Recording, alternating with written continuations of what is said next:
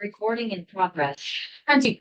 कल की क्लास में हमने लेबर चैप्टर स्टार्ट कर दिया था और उसमें हमने टॉपिक स्टार्ट किया था मेजरमेंट ऑफ लेबर टर्नओवर। अब उसमें हमने 5 मेथड्स पढ़े थे और कल एक क्वेश्चन था हमारे पास, दैट वाज क्वेश्चन नंबर 10। इसे हम कंप्लीट नहीं कर पाए थे। इसकी थर्ड रिक्वायरमेंट पर हम लोग थे। थर्ड रिक्वायरमेंट ने आपसे पूछा था number of workers at beginning और एट एंड। चलिए, अगर आपने ये थर्ड रिक्वायरमेंट कंप्लीट कर ली है, अच्छी बात। अगर नहीं कंप्लीट की, फटाफट से देखिएगा इसे हमने कैसे कंप्लीट करनी है।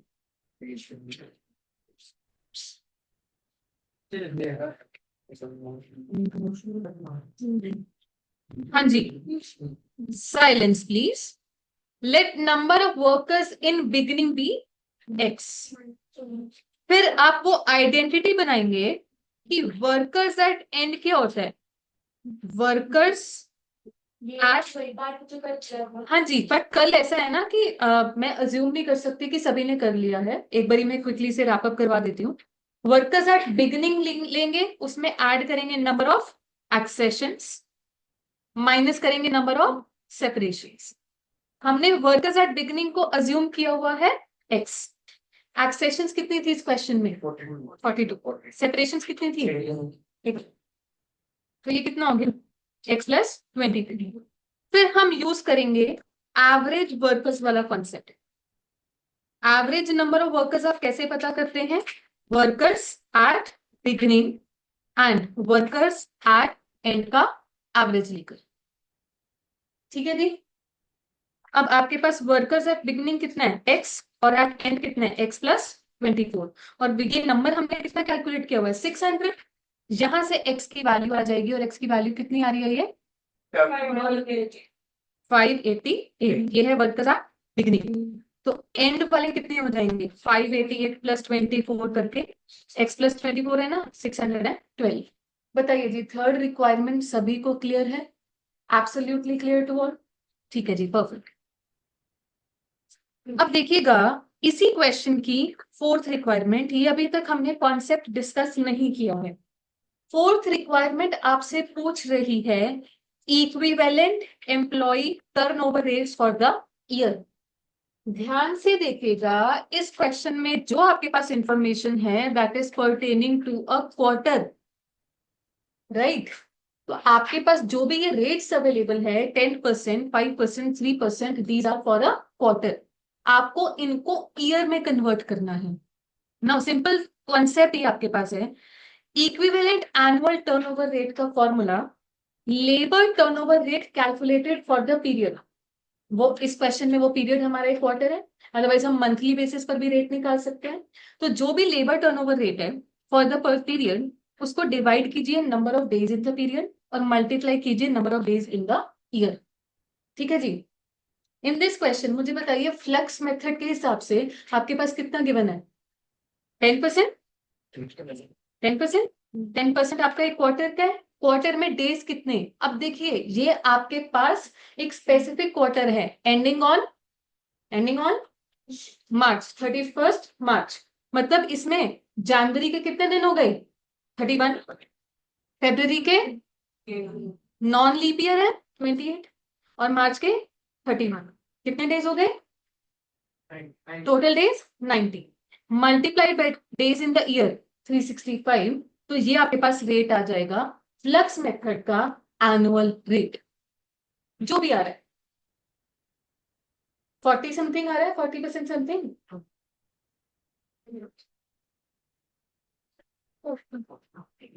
40.56। देखिएगा, यहां पर एक सवाल आता है कि हम ये भी तो कर सकते थे, अगर एक क्वार्टर का रेट है 10%, एक साल में 4 क्वार्टर्स आते हैं, तो मैम हम डायरेक्टली ये भी तो कर सकते थे।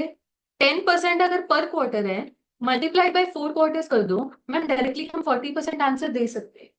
देखिएगा, अगर तो आपके पास नॉन स्पेसिफिक क्वार्टर है, कहने का मतलब क्वार्टर एंडिंग क्या है वो नहीं बताया, सिंपली बोल दिया फॉर अ क्वार्टर, हमें नहीं पता एग्जैक्ट कौन सा क्वार्टर है, फिर तो आप ये वाला काम कर सकते हो। But ICI insist on days based formula. ठीक है जी, मेजॉरिटी आईसीआई के सजेस्टेड आंसर में आप डेज बेस्ड फॉर्मूला देखेंगे। स्पेशली जब मंथली काम होता है आपके पास। फॉर एग्जाम्पल सेपरेशन मेथड का अप्रैल महीने का रेट आपको गिवन है 5%, अप्रैल महीने का, ठीक है जी। तो आप ये नहीं कहेंगे कि मैम एक महीने का रेट है 5%, तो साल के लिए इंटू 12 मंथ्स कर देते हैं, जी नहीं। अप्रैल एक स्पेसिफिक ड्यूरेशन बता दी, स्पेसिफिक ड्यूरेशन में कितने डेज बने, वो अप्रैल में कितने डेज बनते हैं 30, तो आपको डिवाइडेड बाय 30 इंटू 365 करना है। जब क्वेश्चन अपनी तरफ से साइलेंट है, वो बोल देता है फॉर अ मंथ, स्पेसिफाई नहीं करता कौन सा मंथ, तो ऑफ कोर्स इंटू 12 भी हमें करना पड़ेगा। बात समझ में आ रही है जी, ठीक है। And number of days in the year, मैं सिर्फ इस चैप्टर की बात नहीं कर रही हूँ, मैं सब्जेक्ट की बात कर रही हूँ। इन जनरल एफए में भी ये चीज अप्लाई करेगी कि अगर क्वेश्चन अपनी तरफ से साइलेंट है, आपको हमेशा number of days in the year 365 ही लेना है। कन्वीनियंस सेक के लिए आप ये नहीं लिखेंगे कि we have assumed it to be 360। जब तक क्वेश्चन की तरफ से इंस्ट्रक्शन नहीं आती, आपने अपनी तरफ से बाय डिफॉल्ट 365 लेकर ही चलना है। बात समझ में आ रही है जी। लीप ईयर में ऑफ कोर्स 366, अगर ये लीप ईयर होता तो हमारे पास इधर फेब्रुवरी में भी 28 नहीं 29 डेज हो जाए, ये चीज है, ठीक है जी। चलो हर मेथड का अलग निकलेगा। तो फोर्थ रिक्वायरमेंट के लिए आप लिखेंगे इक्विवेलेंट लेबर टर्नओवर रेट का फॉर्मूला, जो भी आपकी बुक में है उसे यहां पर लिख दीजिए। Labour turnover calculated for the period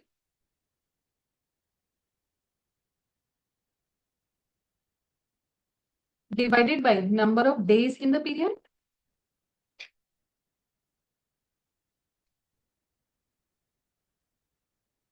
multiplied by number of days in the year, and then accordingly आप वन बाय वन सभी मेथड्स का काम करेंगे। फ्लक्स मेथड 10% मेंशन्ड है, डेज इन द पीरियड के लिए 31 प्लस 28 प्लस 31 इंटू 365, ये आपने मुझे 40.56% बता दिया था। जनवरी फरवरी मार्च, यस। बाकियों का कैलकुलेट कीजिए please, separation and replacement method.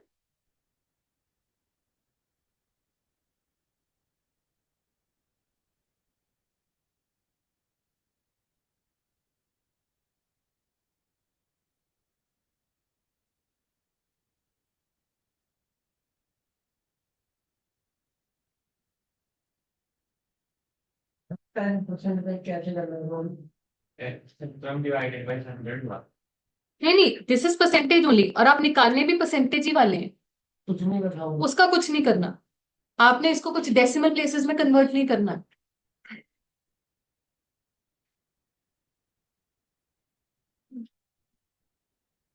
हाँ जी, नेक्स्ट कौन सा मेथड है, रिप्लेसमेंट। 12.16%। ऑल राइट,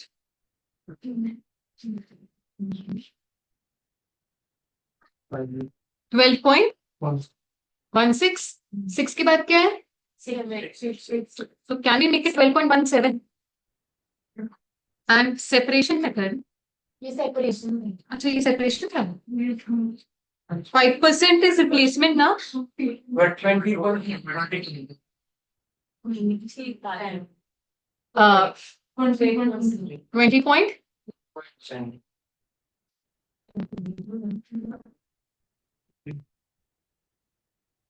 हाँ जी, सेपरेशन 12.17%।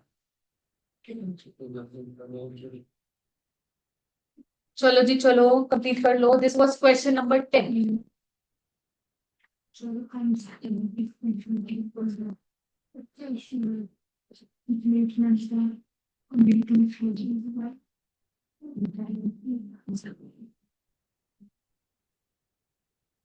हाँ जी, डन, ओके।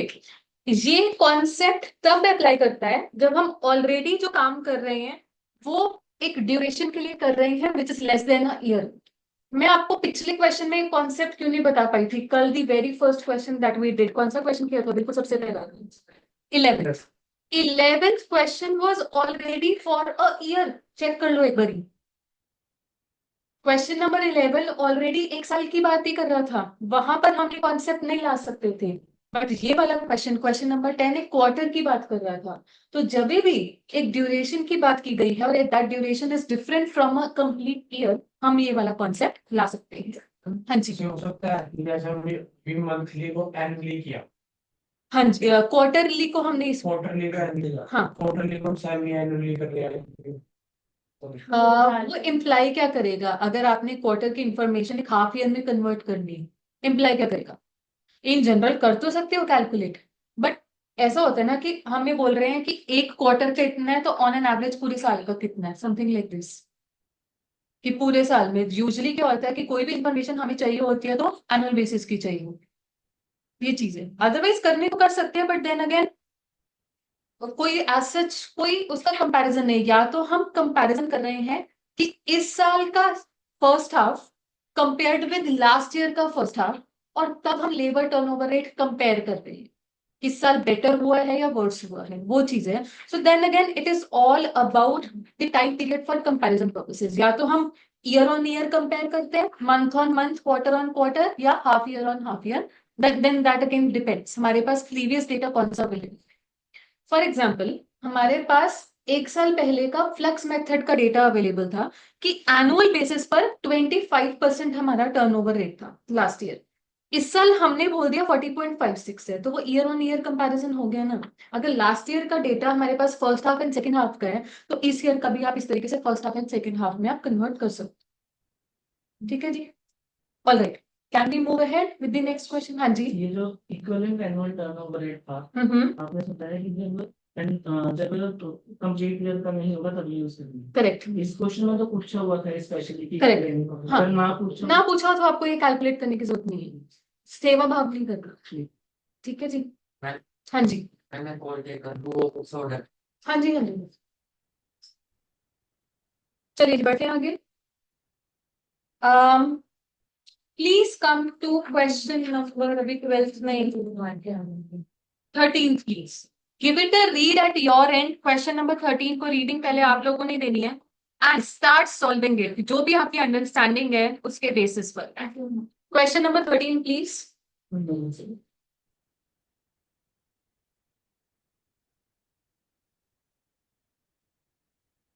Question number 13।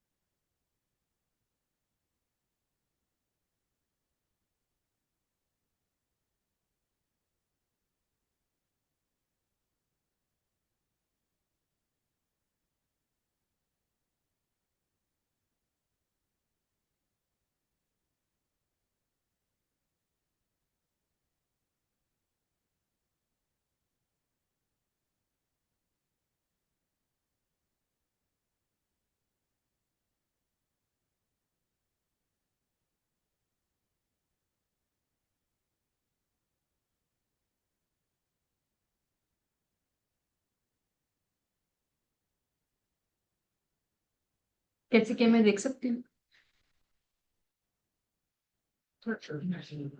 थोड़ा उठ के दिखा दो, कष्ट कर ये सेपरेशन 20 कैसे आ रही है, मुझे ये बताना है कि कैसे आ रही है, बताओ। 990 990 plus 40 minus x equals to 100। एक सेकंड पकड़ो, रोहित पकड़ने वापस ये। बच्चे गलती पता है क्यों हुई है? Because you took only fresh recruitment. Fresh recruitment का क्या मतलब होता है? New recruitment. हमारा कॉन्सेप्ट क्या कहता है? Worker at beginning plus accession. Now accession means new recruitment as well as replacement also. ये चीज है। इसमें मतलब जो 20 आया है उसमें रिप्लेसमेंट भी है और सेपरेशन भी है। हाँ, तो 20 गलत है ना, 20 की कैलकुलेशन। ये 40 फ्रेश रिक्रूटमेंट मतलब न्यू रिक्रूटमेंट है। ये क्या है? जो 20 आया है उसमें सेपरेशन भी है और रिप्लेसमेंट भी है। एक तो 20 कुछ है नहीं है। एक मिनट, ये 990 हम्म। प्लस एक्सेप्शन होती है ना जो। वर्कर्स एट बिगनिंग आपने 990 लिया, ठीक है जी। इसमें आप ऐड करेंगे एक्सेशन। इसका मतलब होता है न्यू प्लस जो रिप्लेसमेंट। ठीक है जी। अब आपके पास न्यू रिक्रूटमेंट है कितनी? 40। आपको रिप्लेसमेंट पता करनी है। माइनस सेपरेशन, अभी ये मिसिंग फिगर है हमारे पास, और आपके पास वर्कर्स एट एंड आता है। वर्कर्स एट एंड कितना है? 1010। So thing is, if you want to find out separation, पहले आप रिप्लेसमेंट पता करेंगे। अब रिप्लेसमेंट कैसे पता करेंगे? बाय अप्लाइंग रिप्लेसमेंट मेथड का फॉर्मूला। ये 30 आ रहा है। सो एक्सेशन इज 70 और hence separation as missing figure कितना निकल कर आ रहा है? 50। 50 आ रहा है ना? ठीक है जी रोहित, बात समझ में आई? दिया, बात समझ में आई? चलिए इसे प्रॉपरली लिख लेते हैं।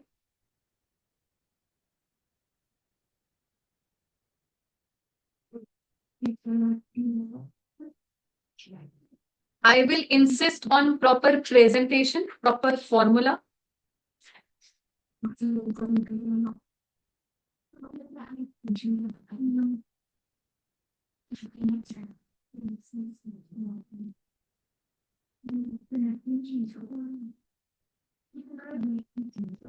हाँ जी, रिप्लेसमेंट जो है 3%। एवरेज नंबर ऑफ वर्कर्स कितना है? 1000।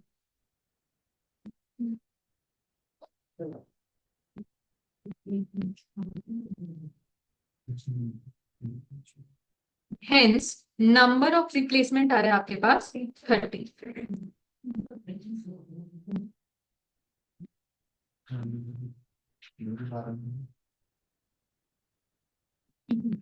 Then you apply the concept.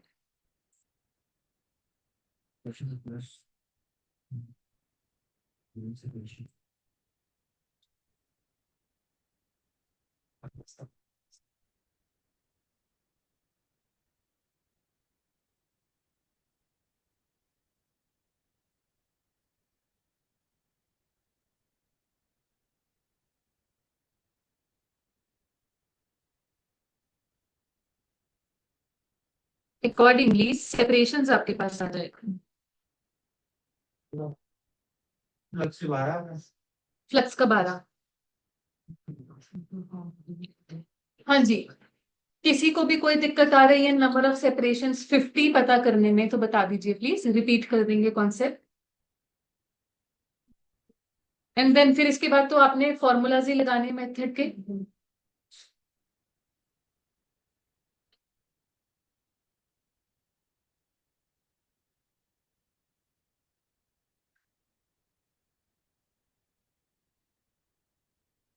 एक क्वेश्चन है उनकी आंसर की है पीछे, या ये जो हमने बता दिए? जो क्लास वर्क है उसकी नहीं होगी, होमवर्क की होगी सिर्फ। ठीक है जी, क्लास वर्क की नहीं होगी। So you are all requested to maintain proper notes. 6 महीने बाद मेरा तो कुछ याद नहीं रहेगा, कॉपी सामने जो है वो काम आएगी, तो साफ सुथरे नोट्स बनने चाहिए।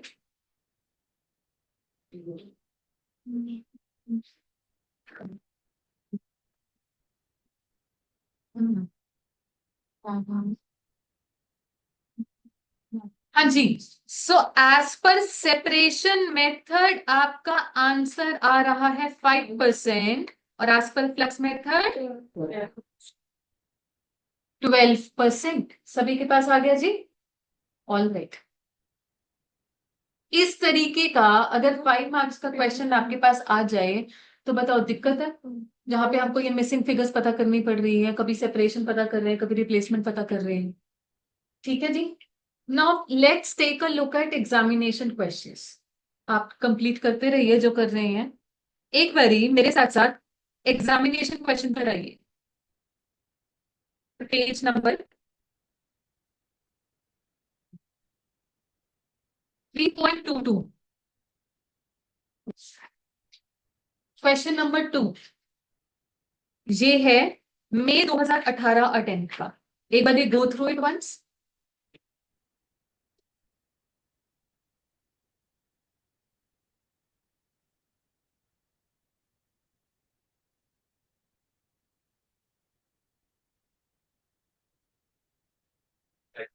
Second question, page number 3.22।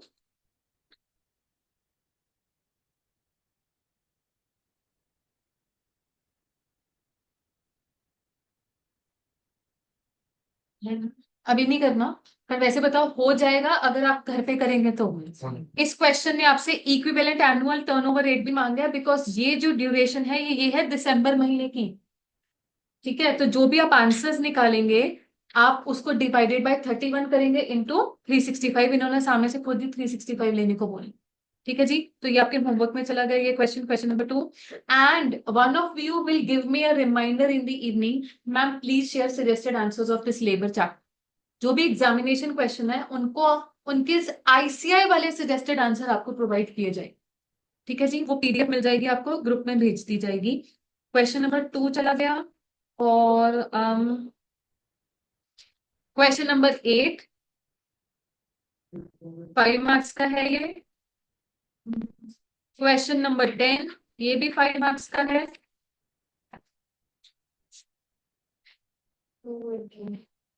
हाँ जी, मार्क करते जा रही है ना साथ साथ।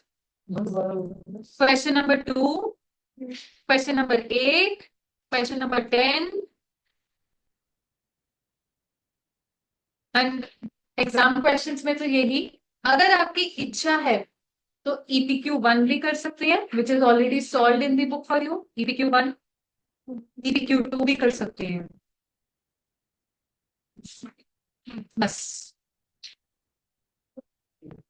होमवर्क है बच्चे, ऐसा है जो एग्जामिनेशन क्वेश्चंस हैं उनको लेकर इंसिस्टेंस रहेगी कि वो साथ के साथ कंप्लीट कर लिए जाए। ईपीक्यू को लेकर ऐसा है कि इफ नॉट अभी समवेयर लेटर स्टेज पर भी कर सकती हूँ ईपीक्यू का। मैं ये नहीं कहूंगी not that important. In fact September attempt में ओवरहेड चैप्टर का जो क्वेश्चन आया है वो ईपीक्यू में से आया। That was not in the main content, not in the examination question. So EPQ को मैं नॉट इंपॉर्टेंट नहीं डिक्लेयर कर रही हूँ, it is important but it is your own obligation to do. ये क्लास वर्क या होमवर्क का हिस्सा मेरी तरफ से नहीं। ठीक है जी, okay coming back. EPQR from ICI resources only. होता क्या था, पुरानी से भी पुरानी स्कीम जो कि 2017 तक थी। ICI ना सिर्फ स्टडी मटेरियल रिलीज करता था, वो रिलीज करते थे समथिंग कॉल्ड प्रैक्टिस मैनुअल। अब प्रैक्टिस मैनुअल क्या होता था, nothing but compilation of all the previous year examinations. वही जो आपका आजकल स्कैनर बना। तो ये बोला जा रहा था उस टाइम पर कि ICI का जो भी पेपर आ रहा है या तो स्टडी मटेरियल से आ रहा है या तो प्रैक्टिस मैनुअल से आ रहा है। एंड ये चीज intermediate as well as final के लिए एप्लीकेबल थी तब। 2018 में जब सिलेबस बदला गया, उन्होंने सिर्फ स्टडी मटेरियल निकाला, उन्होंने प्रैक्टिस मैनुअल डिसकंटिन्यू कर दिया। Now this was a disappointment for all of us, because study material में क्या है, हर चैप्टर के बेयरली 10-10 क्वेश्चन मैक्सिमम इतने मिलते हैं, ज्यादा प्रैक्टिस मटेरियल है नहीं। But what I did was, वही प्रैक्टिस मैनुअल जो है उसके क्वेश्चंस मैंने अपनी बुक में लाके रख दिए। आप नोटिस करेंगे मेरी बुक में जो क्वेश्चंस हैं उनमें जो तो आपके स्टडी मटेरियल से चलकर आ रहे हैं शायद ब्रैकेट में लिखा भी हुआ है ऐसी चीज क्या? ICI मटेरियल लिखा है, but what about rest of the questions जिनके ब्रैकेट में नहीं लिखा हुआ? These are again all from ICI resources only. वही प्रैक्टिस मैनुअल है या वही RTPs MTP से जो मुझे अच्छे क्वेश्चन लग रहे हैं। मेरा अपना बनाया हुआ कोई क्वेश्चन नहीं है, कोई बीकॉम की बुक से नहीं है, कोई भी बाकी कोर्सेज CS CMA से कुछ नहीं है। It is pure ICI content. ठीक है जी, तो आईसीआई भी क्या कर रहा है, क्वेश्चंस डाल रहा है। अगर 100 नंबर का वो पेपर बना रहा है, 100 में से 80 मार्क्स का ये खुद अपने रिसोर्सेज से डाल रहा है, पुराने पुराने क्वेश्चन उठा के डाला जाएगा। नो, जिस जिस क्वेश्चन की मैं अभी बात कर रही थी कि सितंबर में आया ओवरहेड चैप्टर का, ये किसने, कम से कम ये 10 साल में तो नहीं आया था वैसा क्वेश्चन पेपर में, और सडनली आ गया। बट देन अगेन किसी के लिए भी नया क्वेश्चन ही था, बिकॉज क्या है, आईसीआई रिसोर्सेज में चल ही जा रहा है, चल ही जा रहा है, कहीं ना कहीं तो देखने को मिल ही रहा था। ठीक है जी। सो आईसीआई भी, उसके पास भी ज्यादा वेराइटी नहीं है। As long as you people have extensive coverage, you do not need to worry कि नए क्वेश्चन सामने आ जाएंगे। चलिए जी, question number 12 please, question number 12। मैं चाहती हूँ क्वेश्चन नंबर 12 को आप लोग अपनी तरफ से एक साइलेंट रीडिंग दोगे पहले। Question number 12।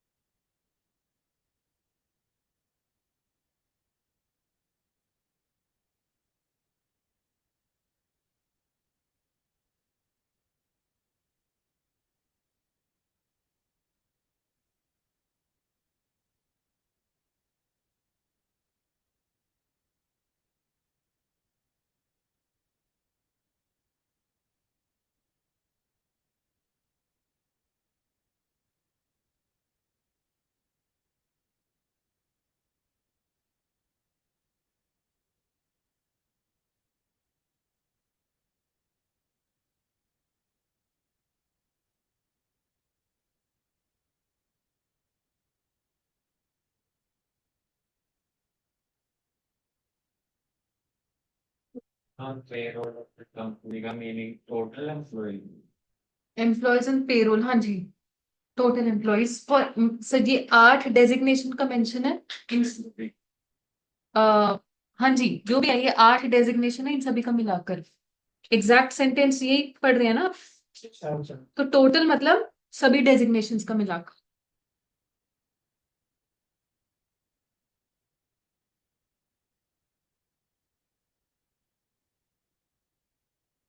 हाँ जी, पढ़ लिया सभी ने क्वेश्चन? देखिए क्वेश्चन की फाइनल रिक्वायरमेंट क्या है, एक तो you have to calculate labour turnover rate as per separation and replacement method. दूसरा, एक ट्रेनी एग्जीक्यूटिव ने कैलकुलेट किया हुआ है as per flux 24.92, you are suppose to verify कि ये सही है कि नहीं है। इंफॉर्मेशन क्या गिवन है हमारे पास, 8 डेजिग्नेशन है, एट द बिगिनिंग कुछ नंबर्स है, but somewhere in the table you can see there are some missing figures, जहां पे भी ये क्वेश्चन मार्क है ये मिसिंग फिगर्स है। और जहाँ भी ब्लैंक है, प्लान का मतलब जीरो है, जीरो है। ठीक है।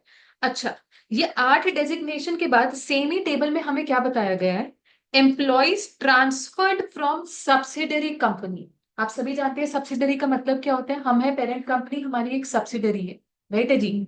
तो हमने उनको ट्रांसफर कर दिए, सॉरी उनकी तरफ से हमें ट्रांसफर होकर आए हैं, तभी they are under the heading of join. Thing is, एक सेंटेंस आपके पास गिवन है नीचे, इनको बोल रहा था कि टीम लीडर्स जो है वो उसने डिसकंटिन्यू कर दिए और वो उसने अपनी सब्सिडरी कंपनी अभी मैं उस पर आई नहीं हूँ बच्चे, मैं आ रही हूँ कि जो सब्सिडरी से चल के हमारे पास आ रही, ठीक है। मैं अभी ये नहीं कह रही हूँ कि सब्सिडरी को हमने कौन से भेजे, मैं अभी उसकी बात नहीं कर रही हूँ, अभी मैं बात कर रही हूँ कि सब्सिडरी ने हमें जो भेजे, ठीक है जी। Please focus on this sentence. Company and its subsidiary are maintaining separate set of books of account and have separate personnel department, separate HR department है। तो कहने का मतलब ये है कि जब हम लेबर टर्नओवर रेट कैलकुलेट करेंगे, हमारी तरफ से जो गए, चाहे वो कहीं और गए चाहे सब्सिडरी को गए, हम उसे अपनी तरफ से सेपरेशन ही मानेंगे। ऐसे ही सब्सिडरी ने हमें भेज दिए, because we are considering ourself as a separate entity, हम उसे अपनी ज्वाइनिंग ही मानेंगे, अपना एक्सेशन ही मानेंगे। बात समझ में आ रही है जी? कहीं हम ये नहीं बोलेंगे कि because with in same group he rotate कर रहे हैं, एक तरफ से गया एक तरफ से आया तो हम इसे निल मान ले, ऐसा कुछ नहीं है जी। जो हमें मिला कहीं से भी चल के आया वो हमारे लिए एक्सेशन है। बात समझ में आ गई? हेंस जो ये 8 एंड 26 है, इसे आप अपनी प्रॉपर एक्सेशन मानेंगे, ज्वाइंट मानेंगे। ये कौन कौन से लोग हैं? Senior voice agent. तो मैंने 8 और 26 को यहीं पर ही लिख लिया। बात समझ में आ गई है जी? ठीक है, आप भी चाहे तो पेंसिल से लिख सकते हैं। एंड ऑल्सो अब बात करते हैं employees transferred to subsidiary. Again since we are considering ourself as a separate entity with separate recording, हमने जो सब्सिडरी को ट्रांसफर किए, टीम लीडर ट्रांसफर किए 60, तो वो हमारे लिए क्या हो गया? टीम लीडर सेपरेशन, यहां पर 60 लेफ्ट हो गया हमारे लिए। और असिस्टेंट मैनेजर कितना गया? 10, वो असिस्टेंट मैनेजर हमारे लिए लेफ्ट हो गया। बात समझ में आ गई है जी सभी को? ओके, अब देखिएगा आगे इन्होंने हमें कुछ एडिशनल इंफॉर्मेशन भी दी है दैट देयर आर टोटल कितने एम्प्लॉइज इन द बिगनिंग? 772। ये जो टोटल है यहाँ पर 772 बनेगा। And the opening strength of supervisor, voice agent and assistant manager were in the ratio of 3:3:2। ये तीनों की ओपनिंग स्ट्रेंथ 3:3:2 की रेशियो में है। ये बात भी समझ में आ गई? अब thing is this question is, अब इसका solution is available in your books. आप इसका प्रॉपर सॉल्यूशन अपनी कॉपीज में भी उतारेंगे आज घर जाके। मैं अभी आपको सिर्फ और सिर्फ इसका सॉल्यूशन कैसे करना है वो समझा रही। तो आंसर द फाइनल रिक्वायरमेंट। मुझे बताओ मुझे चाहिए क्या क्या? मुझे तो फाइनल रिक्वायरमेंट में फॉर्मूला अप्लाई करना है। मुझे चाहिए क्या फॉर्मूला पर्पस के लिए? नंबर ऑफ रिप्लेसमेंट चाहिए, नंबर ऑफ सेपरेशन चाहिए, और एवरेज नंबर ऑफ चाहिए। सबसे पहले हम एवरेज की बात करते हैं क्योंकि वो हर फॉर्मूला का कॉमन डिनोमिनेटर है। एवरेज कैसे पता करते हो? ओपनिंग और एंड का एवरेज। अब ओपनिंग तो चलो फिर भी डायरेक्टली पता है 772, एंड नहीं पता है। एक बार हम एंडिंग का पता कर सकते हैं अपनी तरफ से। इसके लिए एक टेबल बनाया जाएगा, वो टेबल में आप 1 बाय 1 सभी डेजिग्नेशन का नाम लिखेंगे। ठीक है जी, मैं बिल्कुल रफ बेसिस पर वो टेबल बना रही हूँ, but then again the solution is available in front of you, आपको साथ साथ कॉपी करने की कुछ जरूरत नहीं है जी। पहली डेजिग्नेशन क्या है मुझे बताओ? Data processor. इसका बिगनिंग नंबर अवेलेबल है कितना? 540। एंड कितना है? 1. नेक्स्ट कौन सा है? Payroll processor. हाँ जी, इसका एंड का अवेलेबल है 40, बिगनिंग का अवेलेबल फिलहाल नहीं है, but we can determine beginning का नंबर। बताओ कैसे? बिल्कुल, वर्कर्स एट बिगनिंग में ऐड करते हो एक्सेशन, माइनस करते हो सेपरेशन, आ जाता है worker eight and. Payroll processor में हमको एंड पता है 40 है, हमको एक्सेशन पता है 20 है, लेफ्ट पता है 60 है। बताओ बिगनिंग का नंबर पता चल जाएगा 80। तो कैसे पता करेंगे? 40 प्लस 60 माइनस 20 कितना आ गया? 80। बताइए जी, पेरोल प्रोसेसर सभी को क्लियर है? कैसे पता करेंगे? अच्छा, सुपरवाइजर में आ जाओ। सुपरवाइजर कुछ पता कर पा रहे हैं सुपरवाइजर का? ना बिगनिंग है फिलहाल, ना एंड पता चल रहा है। अच्छा, वॉइस एजेंट नहीं, assistant manager, yes. Assistant manager पता कर पा रहे हो? Yes. इसका एंड का पता है 30, असिस्टेंट मैनेजर कितने छोड़ के गए? 10। आए कितने? 20। तो रिवर्स वर्किंग करके ये कितना आ गया नंबर?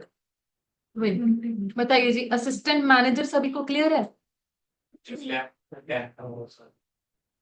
जो हमने एम्प्लॉइज ट्रांसफर किए थे टू दी सब्सिडरी, ये 10, वो हमारे लिए सेपरेशन माना जा रहा है ना, इसलिए। बताइए जी, असिस्टेंट मैनेजर पता चल गया सभी को?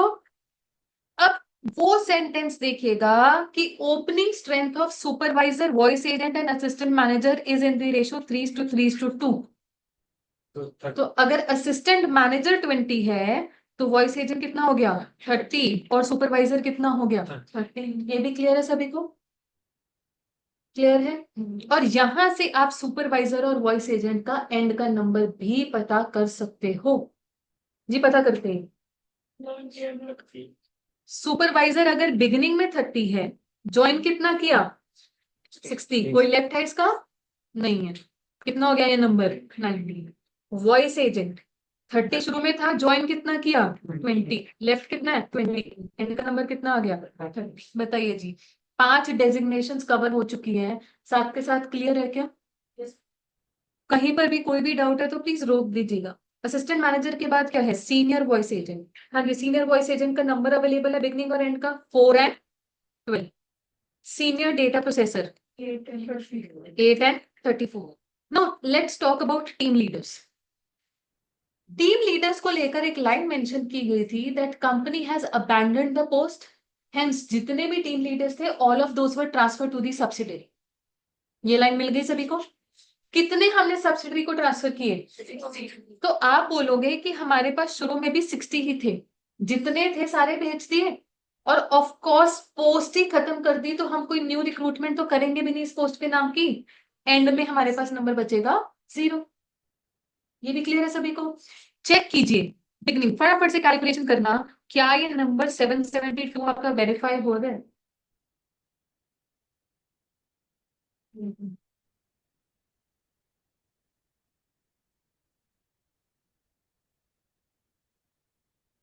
वेरीफाई हो गया?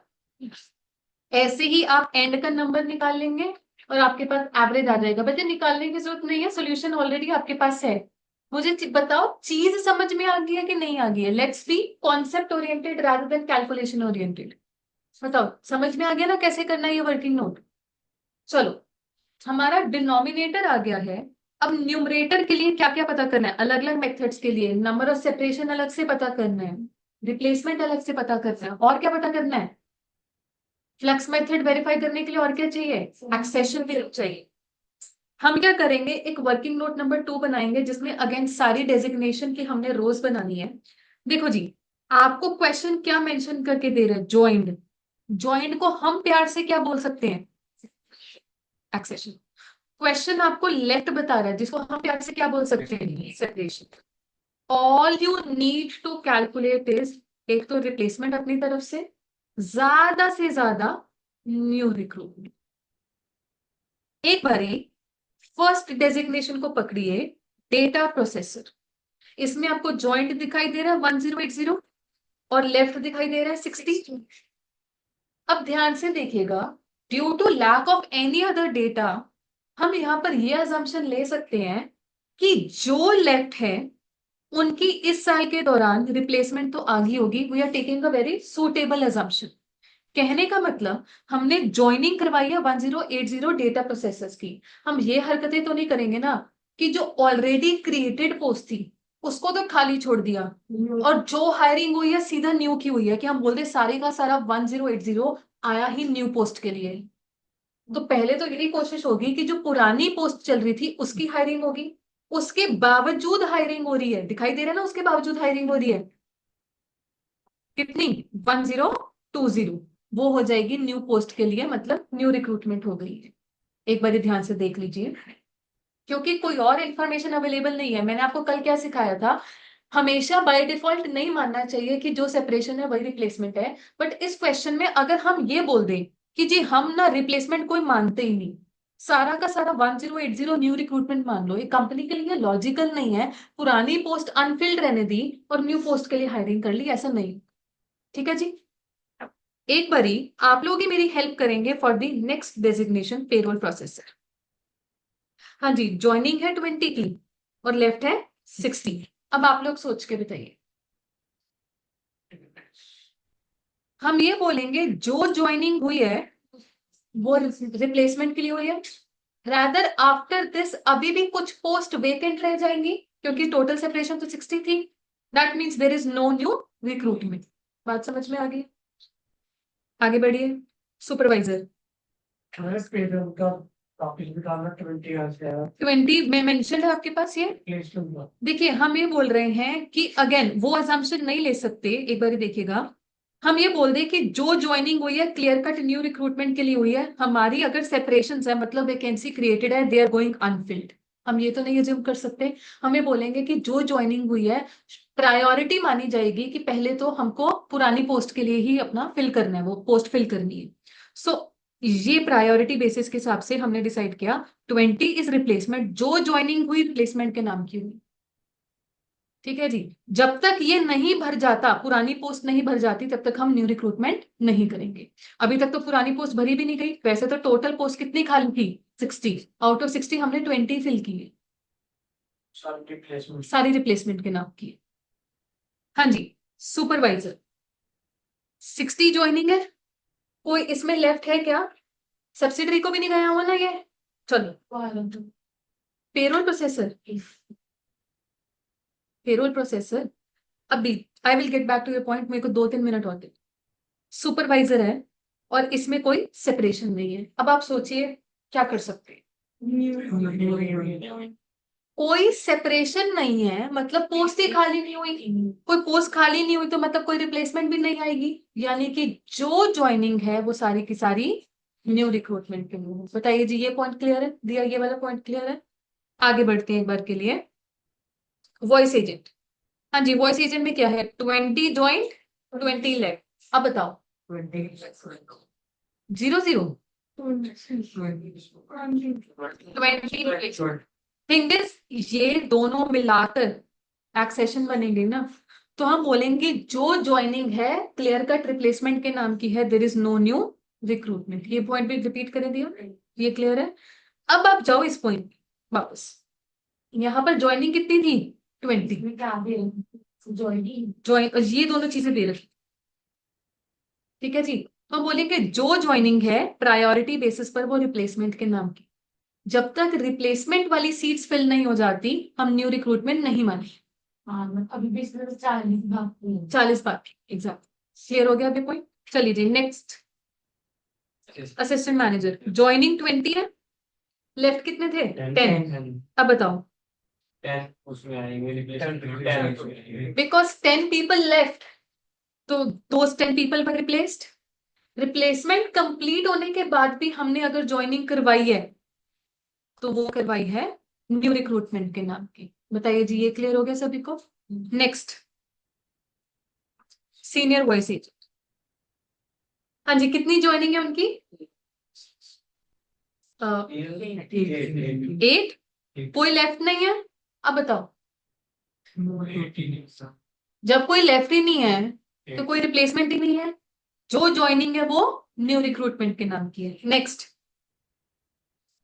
सीनियर 26, इसमें भी सेम चीज हो जाएगी। और लास्ट में team leader, because this post was abandoned, कोई ज्वाइनिंग तो होगी नहीं, हालांकि सेपरेशन के लिए 60 माना जाएगा। Since there is no new joining मतलब कोई रिप्लेसमेंट नहीं आएगी, कोई न्यू रिक्रूटमेंट नहीं है, पोस्ट ही अबैंडन्ड है जी, खत्म होगी बात। तो आपने क्या करना है, जब आप अपना फाइनल आंसर निकालेंगे, आप total accession, total separation, total replacement, total new recruitment सब आपके पास आ जाएगा and then you can apply the formulas. बताइए जी, ये वर्किंग नोट क्लियर हो गया सभी को? Once you have applied the formulas, especially second requirement में आइएगा। अब देखिए एक बारी सॉल्यूशन की शक्ल, जो मैंने आपको डिस्कशन करवाई है बच्चे, सारी के सारी वही डिस्कशन है, घर जाकर जरूर इसे कॉपीज में करना ही करना है आपने। बट एक बारी प्लस मेथड वाला काम देखो, प्लस मेथड की वजह से आंसर आ रहा है 112.46%। वेरी मच पॉसिबल कि मोर देन 100% आंसर आपके पास आ रहा है। we can see that there has been significant new recruitment in this question. अगर आप वर्किंग नोट नंबर 2 की तरफ देखते हैं, न्यू रिक्रूटमेंट 1124 है, whereas average number of employees आपके पास आ रहे हैं 1284. कहीं ऊपर आपने एवरेज निकाला हुआ, आई थिंक 1284 एवरेज.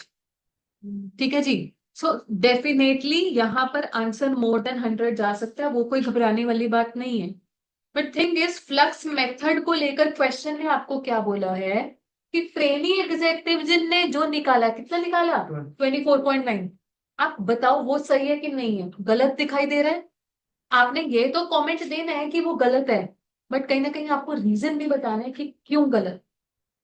ध्यान से बात को समझिएगा. मुझे फ्लक्स मेथड का फॉर्मूला बताना.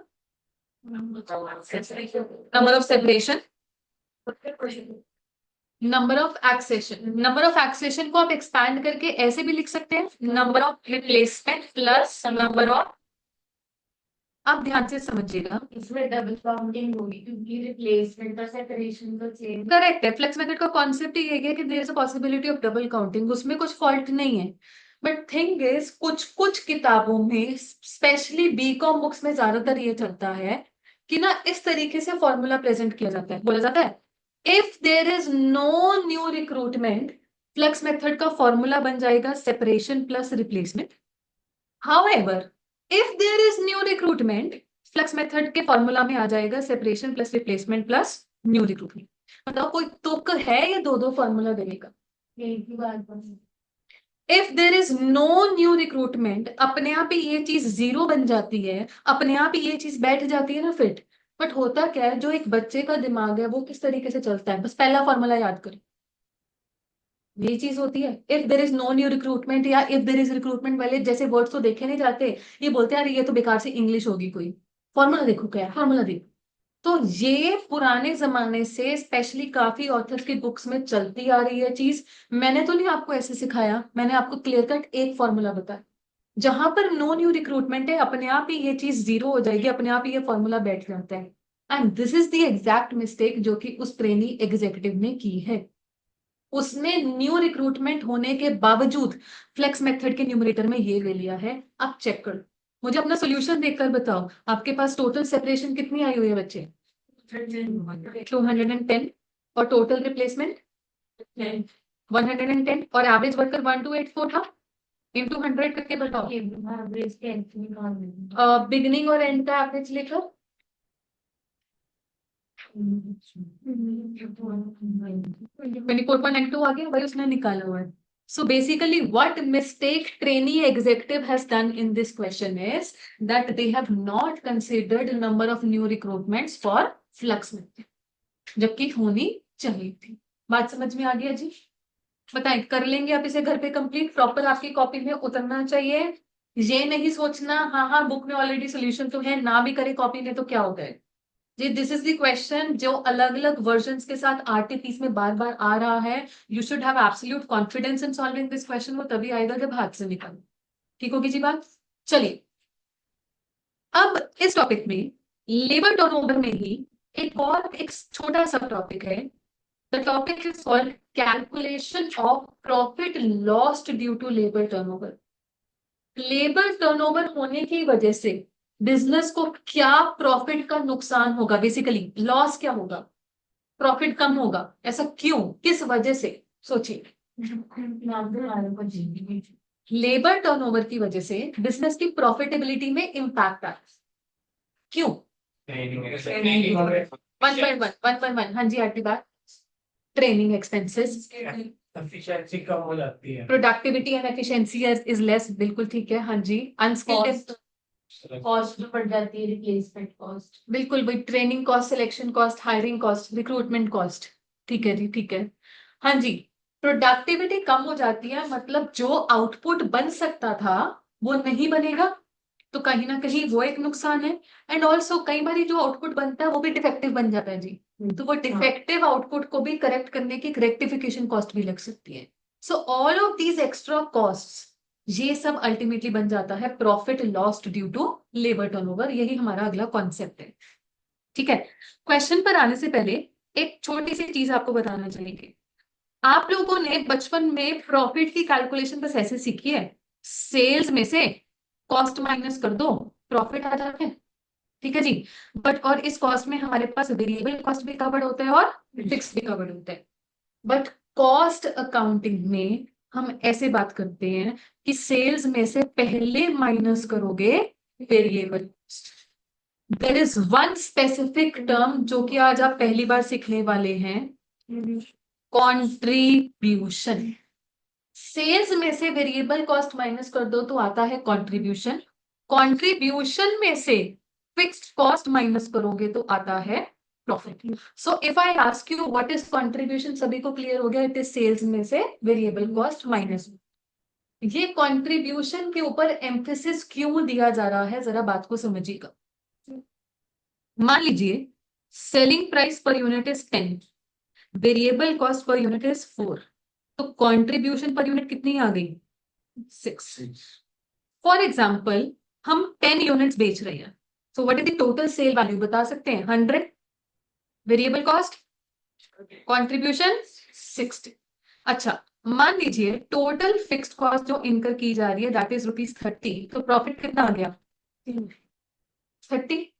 अगर हम 10 यूनिट के बजाय 11 यूनिट बेचे तो सेल वैल्यू कितनी जनरेट होगी, 110। Variable cost 44, variable cost is something जो कि आउटपुट के साथ चेंज होगा। कंट्रीब्यूशन कितनी आ गई, 66। फिक्स्ड कॉस्ट 30 का 30 ही रहेगा, प्रॉफिट कितना आ गया, 36।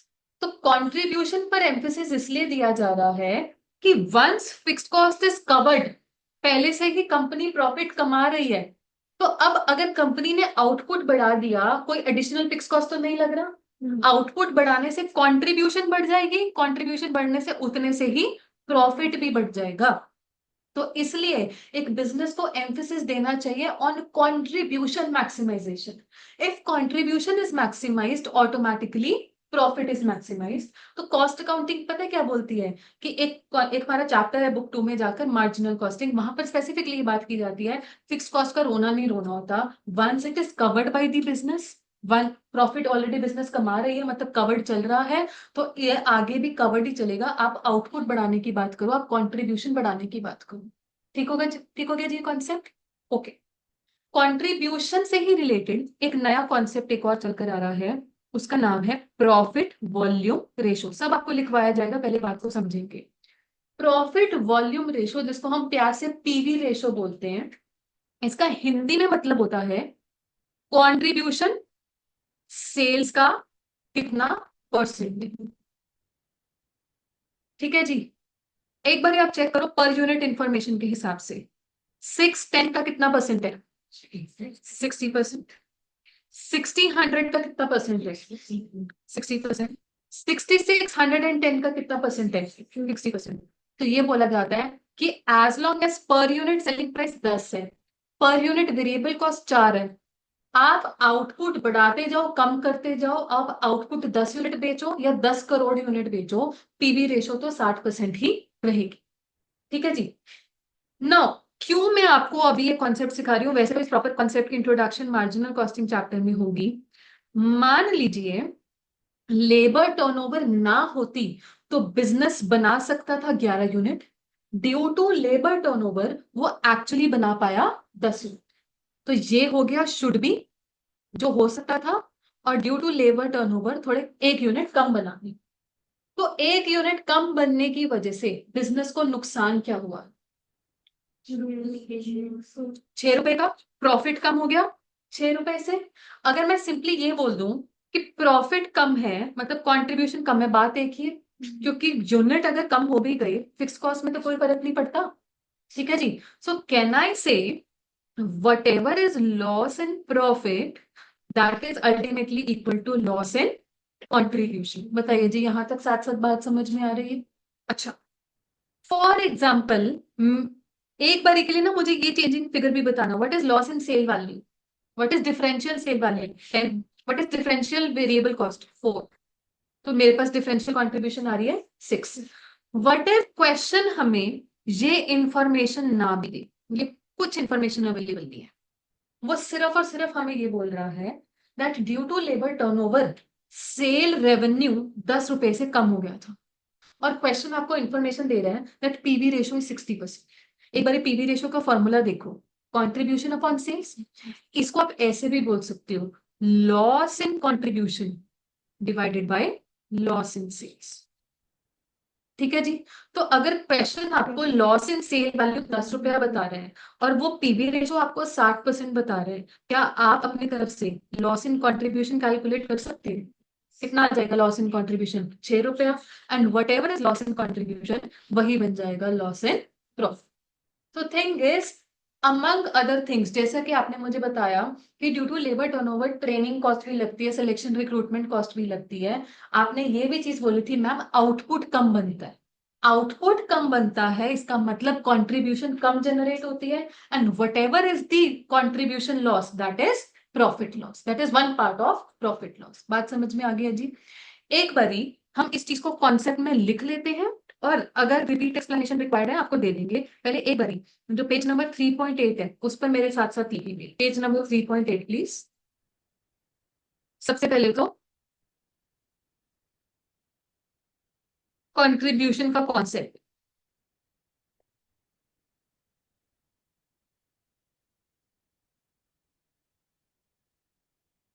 फिर पीवी रेशो का concept,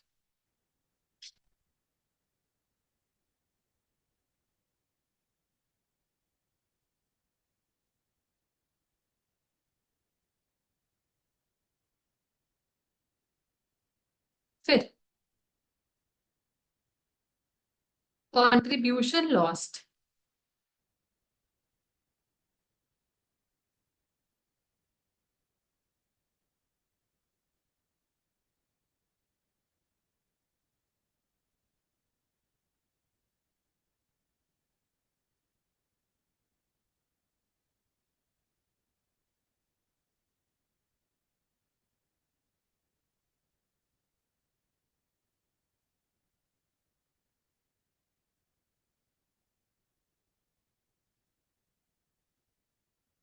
loss due to labor turnover.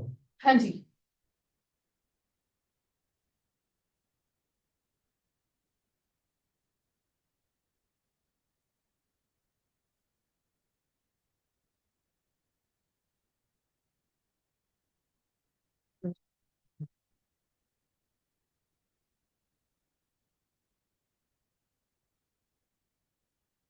ठीक है जी।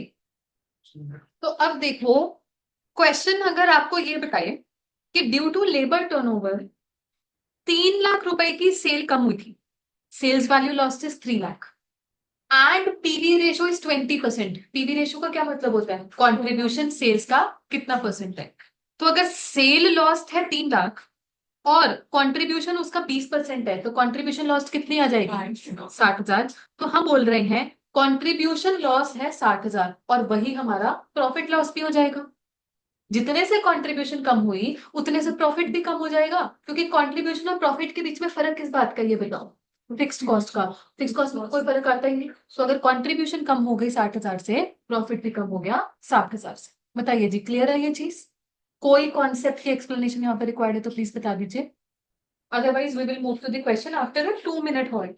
तो बस 2 मिनट के लिए रुक रहे हैं और उसके बाद we will start with the question. 2 ही क्वेश्चन है इस टॉपिक के।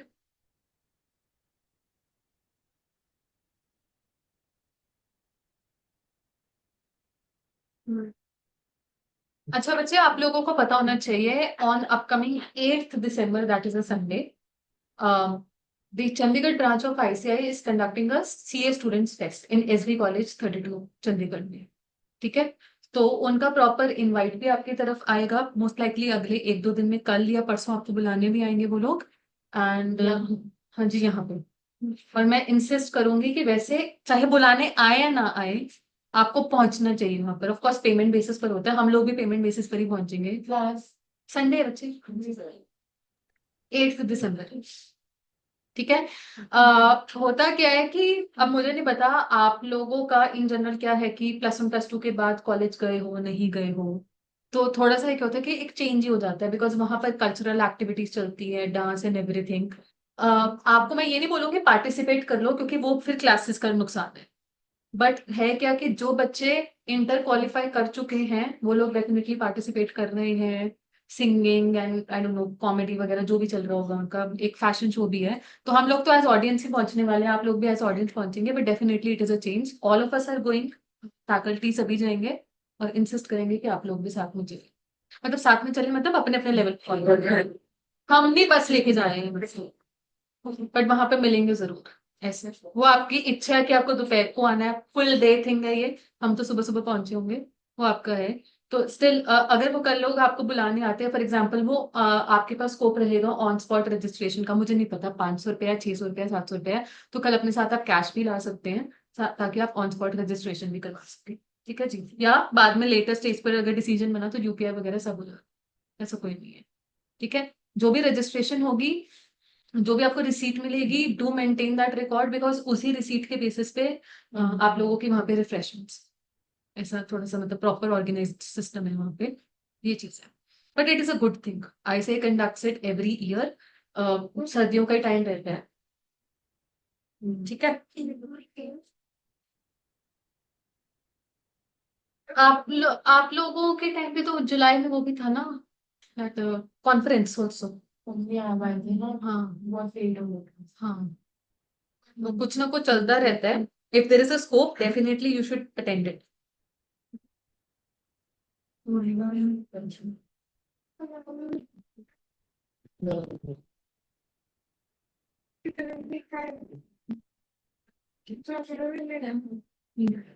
यहाँ पे सभी बच्चे पंचकुला कोर एरिया से हैं कि आसपास से, कोई आउटसाइड, जैसे आप मुझे पता है बरवाला से हैं, और मतलब आप तो पीजी लेके रहते हैं ना, आप साथ में हो, पीजी में ही हो, और मतलब जो कम्यूट करके आते हैं ऐसे बच्चे। कहाँ से आते हो आप? पिंजौर। आप पीछे आप? हाँ जी, पिंजौर। पिंजौर वाले बच्चे बहुत हैं। ठीक है ठीक है ठीक है। मतलब इतना भी दूर नहीं है, रोहित बरवाला आ सकते हो उस दिन, चंडीगढ़ ही है। चलो जी, let's continue. Please come to question number 9, सभी लोग question number 9 please.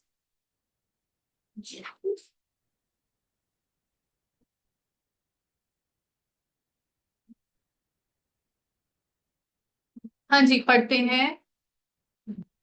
Management of BR Limited are worried about their increasing labor turnover in the factory, and before analyzing the causes and taking remedial steps, they want to have an idea of the profit foregone as a result of labor turnover in the last year.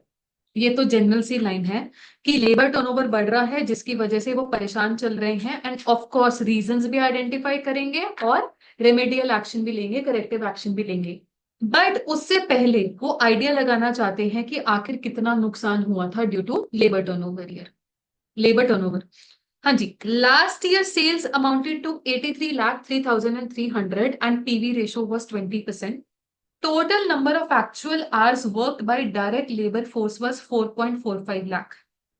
Actual direct labor hours included 30,000 hours attributable to training new recruits, out of which half of the hours were unproductive. ये दोनों sentence को इकट्ठा पढ़िए। जी मुझे बताइए, total actual कितने hours बता रही हैं ये? टोटल आवर्स 4,45,000 कह रहे हैं। 4,45,000 में 30,000 घंटे ट्रेनिंग के नाम के इंक्लूडेड है जी। Out of these 30,000 hours, half of the hours are unproductive. तो कितने आवर्स अनप्रोडक्टिव हो गए? तो मैं अगर आपसे पूछूं प्योरली प्रोडक्टिव आवर्स कितने हो गए हैं?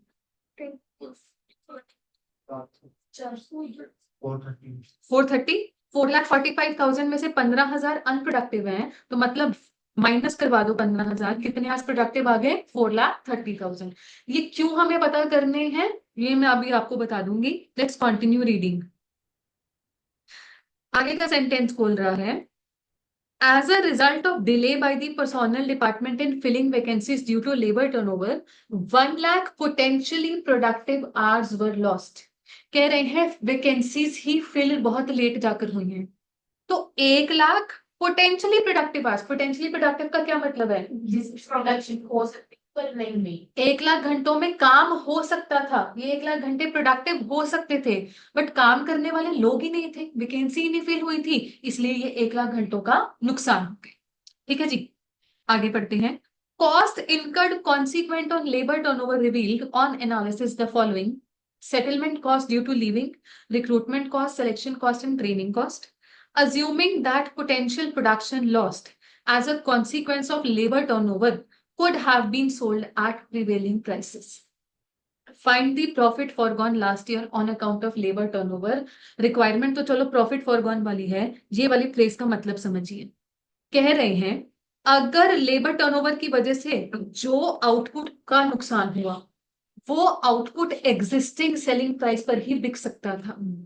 एक तरीके से ये सेंटेंस पता है क्या कहना चाह रहा है कि अगर पीवी रेशो एक्चुअल आउटपुट के लिए भी 20% है ना, तो लॉस्ट आउटपुट के लिए भी वो 20% ही। मैंने आपको क्या बताया, as long as selling price per unit and variable cost per unit remains the same, PV ratio remains the same.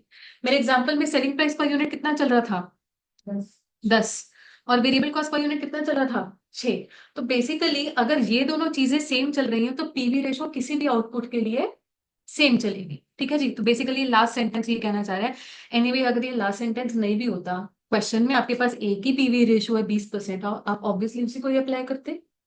ठीक है जी, तो लास्ट इस फ्रेज की कोई खास सिग्निफिकेंस नहीं। अब काम कैसे करना है, पहले वर्किंग नोट हम बनाएंगे, फिर हम मेन सोल्यूशन बनाएंगे। This is question number 9। पहले वर्किंग नोट समझेंगे फिर ही नोट करेंगे जी। आपने एक्चुअल वर्किंग आवर्स लिखे,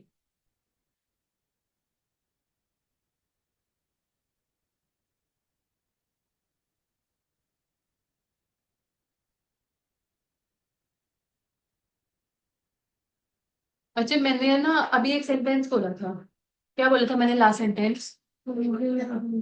उससे पहले पहले से पहले समझेंगे फिर लिखेंगे। दिख रहा है कितनी अटेंटिवनेस है इस क्लास में, कितनी अटेंशन है। जैसे ही मैंने लिखना शुरू किया अपनी कॉपीज निकाल के आप लोग भी लिखना शुरू कर दिए। रुक जाओ, मैं नोट करने का टाइम दे दूंगी। एक्चुअल वर्किंग आवर्स है 4,45,000, माइनस करवाओ इनमें से अनप्रोडक्टिव आवर्स। सारे के सारे प्योरली प्रोडक्टिव तो नहीं थे। इस 4,45,000 में 30,000 ट्रेनिंग के भी थे और ट्रेनिंग के आधे आवर्स अनप्रोडक्टिव है। तो प्रोडक्टिव आवर्स आपके पास कितने आ गए? 15,000। प्रोडक्टिव आवर्स आपके पास कितने आ गए? 4,30,000। अब नोट कर लो इसे।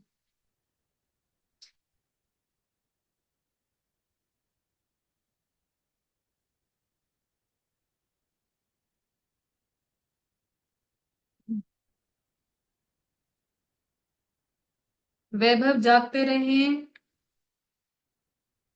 Yes, ma'am, understood.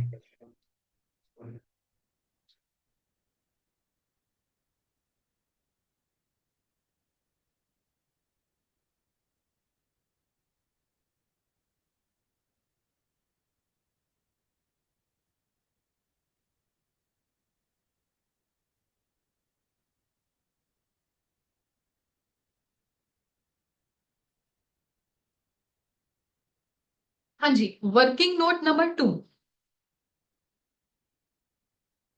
हमें पता करना है कितने घंटों का नुकसान हो गया। सोच सकते हैं कितने घंटों का नुकसान होगा? 1,15,000। एक तो 15,000 घंटे ये, और 1 लाख और 1 लाख जो अलग से मेंशन है कि due to delay in filling the vacancies. ठीक है जी, तो आवर्स लॉस्ट के लिए एक तो आप बोलोगे unproductive hours of training period, ना हम लेबर टर्नओवर होती तो ना ट्रेनिंग पीरियड होता कुछ, और ना उसके आधे आवर्स अनप्रोडक्टिव जाते। तो unproductive hours in training period में डेफिनेटली हमारा नुकसान है 15,000 वर्किंग आवर्स का, and loss of potential productive hours वो अलग से हैं। माइनस वाला ये इसमें इंक्लूडेड नहीं है ना। देखो ये है वर्किंग आवर्स कि लोग थे, हमने उनको ट्रेन करने में कुछ आवर्स वेस्ट कर दिए, और ये 1 लाख घंटे तो वो है कि लोग ही नहीं थे काम करने के, वो उसमें इंक्लूड नहीं हो सकते। 4,45,000 was working hours of people. तो टोटल आवर्स लॉस्ट कितने हो गए? 1,15,000। ये वर्किंग नोट नंबर 2 है, इसे कंप्लीट कर लीजिए।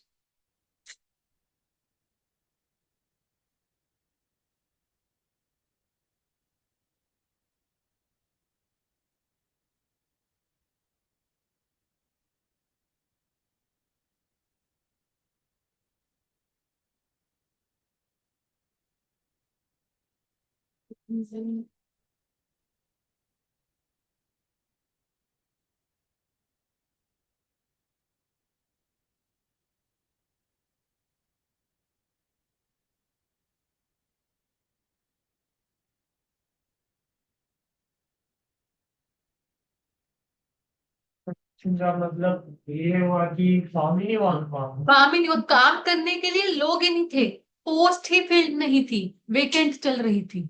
और प्रोडक्टिव में बंदे आए लेकिन उन्होंने काम नहीं किया। हाँ, बंदे आए, हम उनको क्योंकि ट्रेन कर रहे थे इसलिए काम नहीं हुआ, तो आर्ट्स का नुकसान तो वो भी है।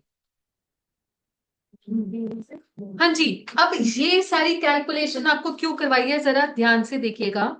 पहले मैं थोड़ा रफ में एक्सप्लेन कर रही हूँ। प्योरली प्रोडक्टिव आवर्स आपने वर्किंग नोट नंबर 1 में निकाले हैं, कितने निकाले हैं? 4,30,000। 4,30,000 घंटे काम करके सेल वैल्यू जनरेट हो गई थी 83,03,300। सोचो, 1,15,000 घंटों का नुकसान ना होता तो सेकंड पैराग्राफ की फर्स्ट लाइन, ठीक है जी।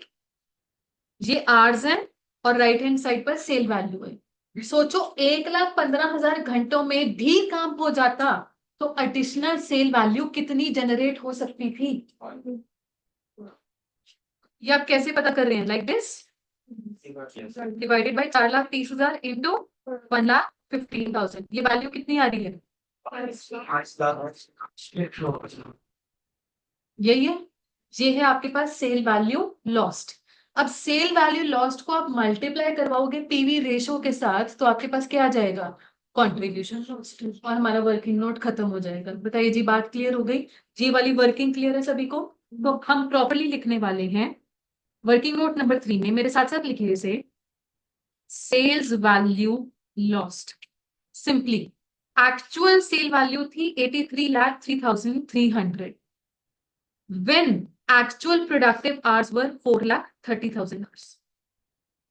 अगर आवर्स लॉस्ट 1,15,000 ना होते तो सेल वैल्यू भी एक्स्ट्रा आ जाती, क्योंकि आवर्स लॉस्ट है इसलिए सेल्स लॉस्ट भी आ गई। ये आपने मुझे बताई 22 लाख, 8,600। ठीक है जी। और इसके बाद आप कंट्रीब्यूशन लॉस्ट पता कर सकते हैं। इसका ही 20%। हाँ जी,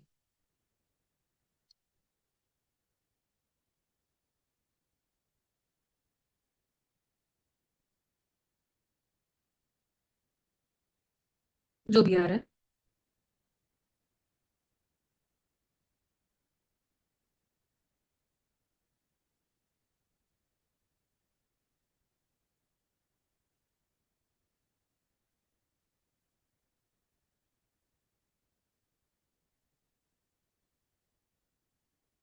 ट्रिपल फोर, ठीक है जी। और अब आपके पास main solution, calculation of profit forgone.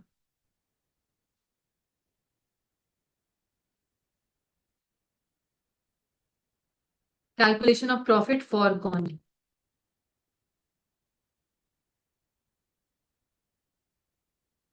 सबसे पहले तो यही कंट्रीब्यूशन लॉस लिख दो जो वर्किंग नोट से आ रही है, 444,130। और फिर इसके अलावा वो 4 खर्चे भी। कौन कौन से खर्चे हैं हमारे पास? Settlement cost due to living. Basically settlement cost क्या होती है कि एम्प्लॉय छोड़कर जा रहा है, रफा दफा करने के खर्चे। रिक्रूटमेंट कॉस्ट, रिप्लेसमेंट आई है, उनको हायर करना, सेलेक्ट करना, ट्रेन करना, ना लेबर टर्नओवर होती तो ना ये सभी खर्चे होते। अब लेबर टर्नओवर हो गई है तो खर्चे इनकर करने पड़े, P&L में जाके डेबिट हुए, हेंस प्रॉफिट कम हो गया। सारे ऐड कर दो, ये चारों खर्चों के नाम लिखो और मुझे फाइनल टोटल प्रॉफिट लॉस की फिगर बताओ।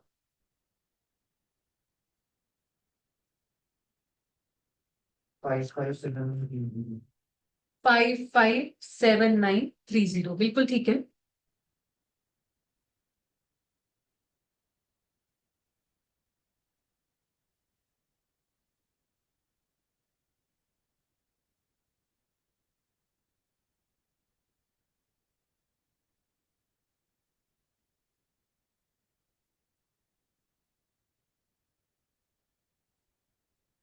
So and productive, where productive was paid with 4,44,000 profit ही बढ़ता हो। यस, प्रॉफिट इससे नहीं बढ़ता, जो ये चार खर्चे आपने लिखे ये भी नहीं होती तो टोटल प्रॉफिट इतने से बढ़ जाता। तो पहले चारों को हाँ जी,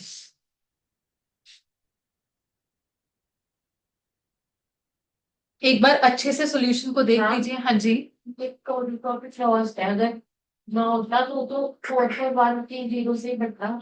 अगर लेबर टर्नओवर ना होती तो कंट्रीब्यूशन का नुकसान नहीं होता और ये चार खर्चे भी ना होते, settlement, selection, recruitment etcetera. Labour turnover ही नहीं है तो हमको कोई रिप्लेसमेंट लाने की भी जरूरत नहीं है, लोग छोड़कर नहीं जा रहे हैं तो उनकी कोई सेटलमेंट कॉस्ट ऑफ लिविंग भी नहीं है। ये भी वो है। इससे हमारा प्रॉफिट हमारा प्रॉफिट बढ़ जाता अगर अगर लेबर टर्नओवर ना होती। 557930 से प्रॉफिट इंक्रीज दिखाई दे। जैसे हमने डिवाइड 430 से किया है, करेक्ट, इससे हमारा पर यूनिट क्या है पर आर, पर आ क्या है। करेक्ट। तो लेकिन असली में तो हमारे लगे तो 445 ही है। ठीक, 445 में से सारे के सारे वो आवर्स नहीं थे जिन्होंने रेवेन्यू जनरेट करवाया है। इन्होंने खुद ही बोला था कि 15,000 घंटे तो वो थे कि जो कि ट्रेनिंग में वेस्ट हो गए, दे वर नॉन प्रोडक्टिव। मतलब आउटपुट ही नहीं बना, आउटपुट नहीं बना तो सेल वैल्यू भी नहीं आई। नॉन प्रोडक्टिव मार्जिन कुछ भी नहीं। हाँ, नॉन प्रोडक्टिव का मतलब ही यही है कि प्रोडक्शन नहीं हो रही उन घंटों में, आउटपुट बन ही नहीं रहा, तो सेल वैल्यू कैसे मान ले कि उन घंटों में भी जनरेट। फिर जो 1 लाख पोटेंशियल कॉस्ट है उसमें भी सेल नहीं जनरेट हुई होगी 2 महीने। नहीं नहीं, वो 1 लाख घंटे यहाँ का हिस्सा है ही नहीं। 15,000 को तो लेकर स्पेसिफिकली मेंशन किया गया है ना कि 4,45,000 में से ट्रेनिंग पीरियड इंक्लूडेड है और ट्रेनिंग के आधे आवर्स अनप्रोडक्टिव है। मतलब ये 15,000 4,45,000 का हिस्सा है, इसलिए हमने माइनस करवाया। But these 1 lakh hours basically, एक बार मीनिंग समझिए 1 लाख आवर्स का क्या है, पूरा सेंटेंस पढ़िए। Due to delay in filling vacancies 1 lakh potential productive hours were lost. Delay in filling vacancies मतलब काम करने के लिए लोग ही नहीं थे हमारे पास, तो आवर्स वर्क रिकॉर्डेड हुआ ही नहीं ना। और ये 4,45,000 क्या है, आवर्स वर्क है, लॉग्ड आवर्स है जिसे हम बोलते हैं। हाँ जी, जो कंट्रीब्यूशन है ये सिर्फ फिक्स्ड कॉस्ट है और प्रॉफिट है। यस, तो इसका मतलब ये है कि अगर जो भी एक्स्ट्रा प्रोडक्शन होती है वो सारा का सारा प्रॉफिट ही होगा। जो भी कंट्रीब्यूशन है, एक्स्ट्रा कंट्रीब्यूशन है, that is extra profit. Correct, तो ये इसका मीनिंग यही है। करेक्ट। इनफैक्ट कंट्रीब्यूशन का पूरा नाम ही नहीं, पूरा नाम ही होता है contribution towards fixed cost and profit.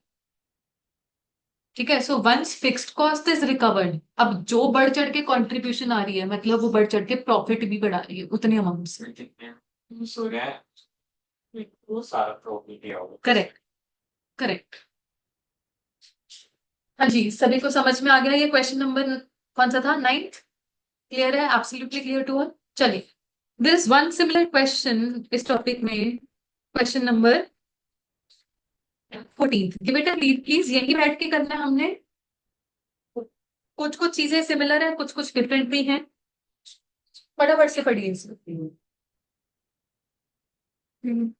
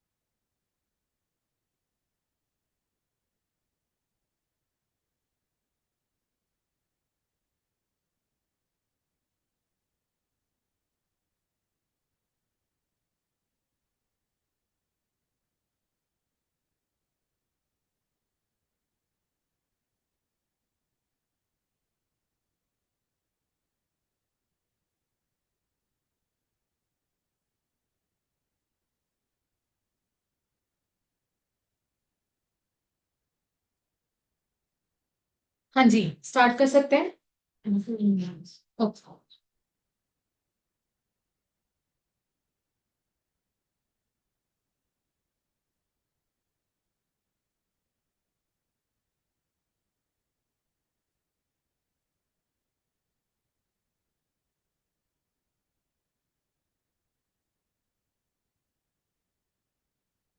In this question hours की इंफॉर्मेशन नहीं है, आवर्स के बजाय यूनिट्स की इंफॉर्मेशन निकल कर आएगी। फर्स्ट पॉइंट पढ़िएगा मेरे साथ। Training period of new recruits is 50,000 hours. During this period there productivity is 60% of the experienced worker. इस प्रोडक्टिविटी का क्या मतलब है कि अगर एक्सपीरियंस्ड वर्कर बना सकता है 100 यूनिट, तो इसी टाइम फ्रेम में अगर न्यू रिक्रूट काम करेगा तो वो बना पाएगा 60। And time required by an experience worker is 10 hours per unit. देखिएगा, फर्स्ट पॉइंट से रिलेटेड ही पहला वर्किंग नोट बन जाएगा। Question number 14, first working note मेरे साथ साथ लिखिए। आउटकम, हाँ जी, 40% जो है वो तो वेस्ट हो गया। वेस्ट नहीं हुआ, स्लो स्पीड से काम। उसमें नहीं, उसने काम ही सिर्फ 60% करा है ना। नहीं, काम तो उसने भी 50,000 घंटे के लिए किया है न्यू रिक्रूट ने। It is just that slow speed की वजह से यूनिट्स कम बनाए। हाँ, उसने अल्टीमेटली लगाए न्यू रिक्रूट्स ने टोटल 50,000 घंटे ही है। 50,000 का also वही सेम काम, rather than गोइंग की वो कितने घंटे में कर देते, हम यहाँ पे यूनिट्स की बात कर रहे हैं। देखना जरा, output that could have been produced by experienced worker. एक आपको स्पीड भी दी हुई है ना कि 1 यूनिट बनाने में 10 घंटे लगते हैं इन 50,000 आवर्स। एक बार ये चीज देखो, हम क्या पता कर रहे हैं कि अगर 50,000 घंटों में एक्सपीरियंस्ड वर्कर काम करते तो कितने यूनिट्स बना डालते। एक्सपीरियंस वर्कर के काम करने की स्पीड कितनी है, 10 आवर्स पर यूनिट, तो वो कितने यूनिट बना सकते थे, 5,000 यूनिट्स। अब लिखो output actually produced by new recruits in 50,000 hours। अब आप लेकर आओ 5,000 इंटू 60%, यानी कि 3,000 यूनिट्स। देखिएगा, मैं आवर्स वाली इंफॉर्मेशन पर जाने से क्यों मना कर रही हूं। तो यहां पर भी 50,000 घंटे, यहां पर भी 50,000 घंटे। हम ये नहीं कह रहे कि न्यू रिक्रूट्स जो हैं वो कुछ एक्स्ट्रा टाइम लेकर जा रहे हैं। यहाँ पर बात ऐसी है कि या कम, या एक्सपीरियंस वर्कर होता है वो कम टाइम लेता। हम बोल रहे हैं कि दोनों तरीके के लोगों के पास अगर 50,000 घंटे हैं, एक्सपीरियंस वर्कर ज्यादा आउटपुट बना सकता था, उसी सेम टाइम फ्रेम में न्यू रिक्रूट्स ने कम आउटपुट बनाया। तो rather than going by the hours comparison, go by the units comparison। Time loss तो दोनों का ही 50,000 घंटे होता। तो यहां से आवर्स लॉस्ट आपको समझ में आ रहा है कितना है, sorry units lost, units lost. हम नहीं ऐसे निकाल लेती है 50,000 का 40% करके उसको डिवाइड बाय 10%। 50,000 का 40% आपने 20,000 निकाला, वो 20,000 की डिस्क्रिप्शन क्या है। 20,000 क्या है, उन्होंने कम काम किया उससे। किन्होंने कम काम, जो नए बने। नए वालों ने आवर्स लॉस्ट नहीं करवाएंगे, उन्होंने काम करने की उनकी भी ड्यूरेशन 50,000 घंटे ही है, पर वो यूनिट्स कम बना रहे यूनिट्स कम बना रहे हैं, इसलिए डायरेक्टली यूनिट्स वाला काम कर।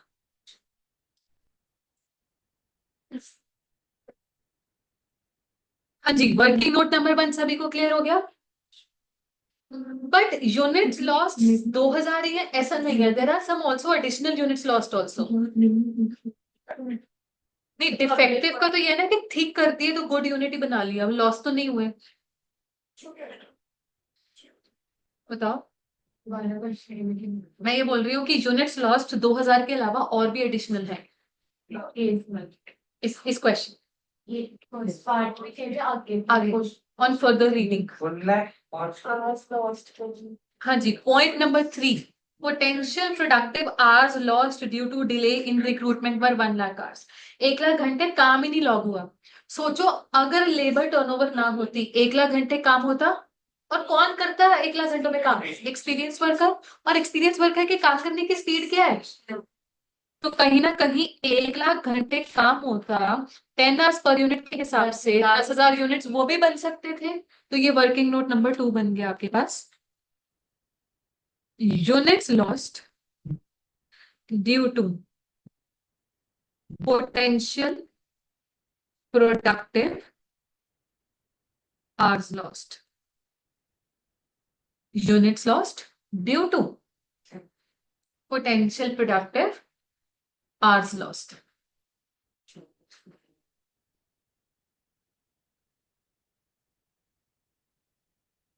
$10,000 units.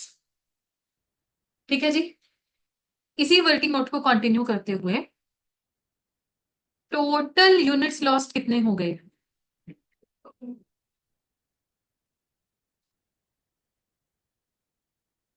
12,000 unit.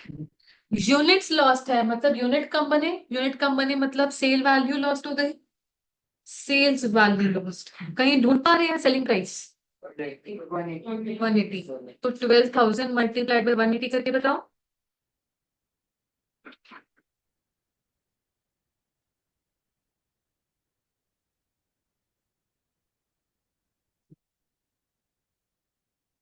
And sales value loss से अब क्या निकल कर आएगा? Contribution lost. हाँ जी,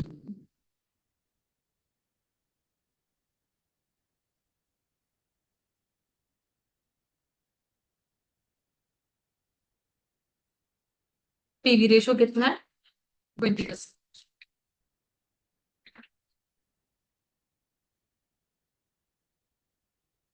पता है जी, वर्किंग नोट नंबर 2 क्लियर है सभी को? कंट्रीब्यूशन लॉस्ट की कैलकुलेशन कोई डाउट है यहाँ तक तो बता दीजिए।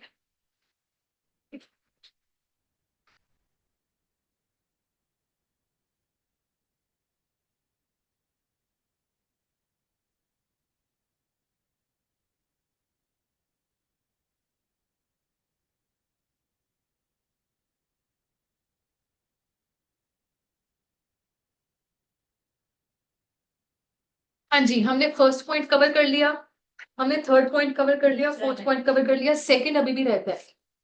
सेकंड पॉइंट पढ़िए, second bullet point. Second bullet point मेरे साथ साथ पढ़ेंगे सभी लोग। 20% of the output during training period was defective and cost of rectification of defective unit was 25। पहले तो मुझे बताओ ट्रेनिंग पीरियड में आउटपुट बना कितना था? 3,000। 3,000 आउटपुट असली में बना था, उसका 20% डिफेक्टिव निकला। यस, सो डिफेक्टिव यूनिट्स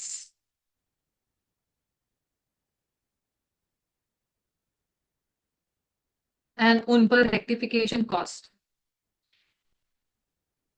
तो गुड यूनिट ही बन गए, रेक्टिफाई कर दिया मतलब अब ठीक कर दिया, ये कोई आउटपुट लॉस नहीं है। बट रेक्टिफिकेशन की जो एक्स्ट्रा कॉस्ट लगी है, definitely that is a part of profit lost. जो ये 15,000 का रेक्टिफिकेशन कॉस्ट लगी है, ये इसे हम प्रॉफिट लॉस का हिस्सा बना लेंगे। ठीक है जी, now you can start preparing the main statement calculation of profit loss, जैसे पिछले क्वेश्चन में बनाई थी।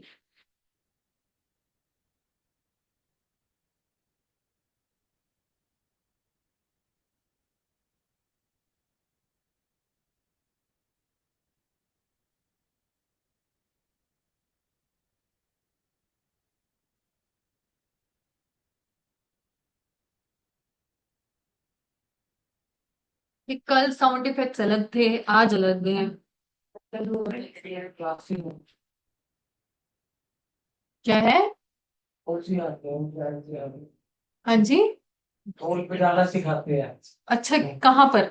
यहाँ पर ये भी होता है? ये भी होता है? पहली बार सुना है।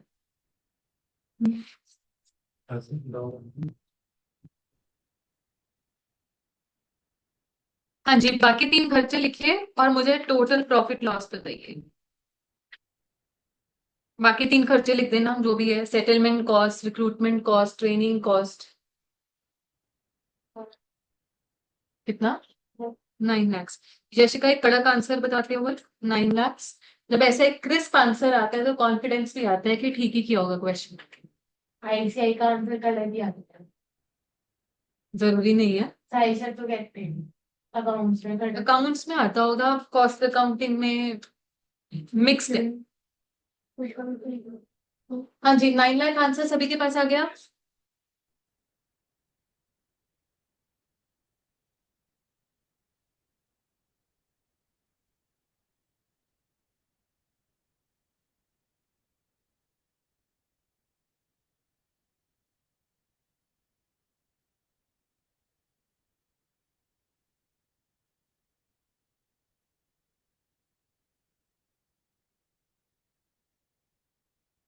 All right, done with this question.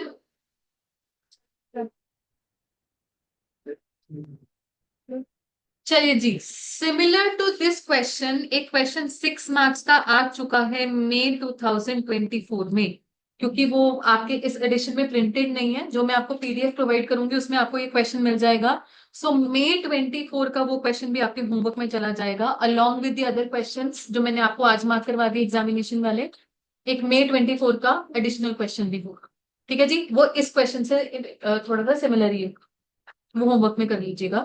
With this labour chapter का एक टॉपिक आपके पास खत्म हो रहा है, calculation of labour turnover rate and profit loss due to labour turnover. बताओ ये टॉपिक कैसा लगा?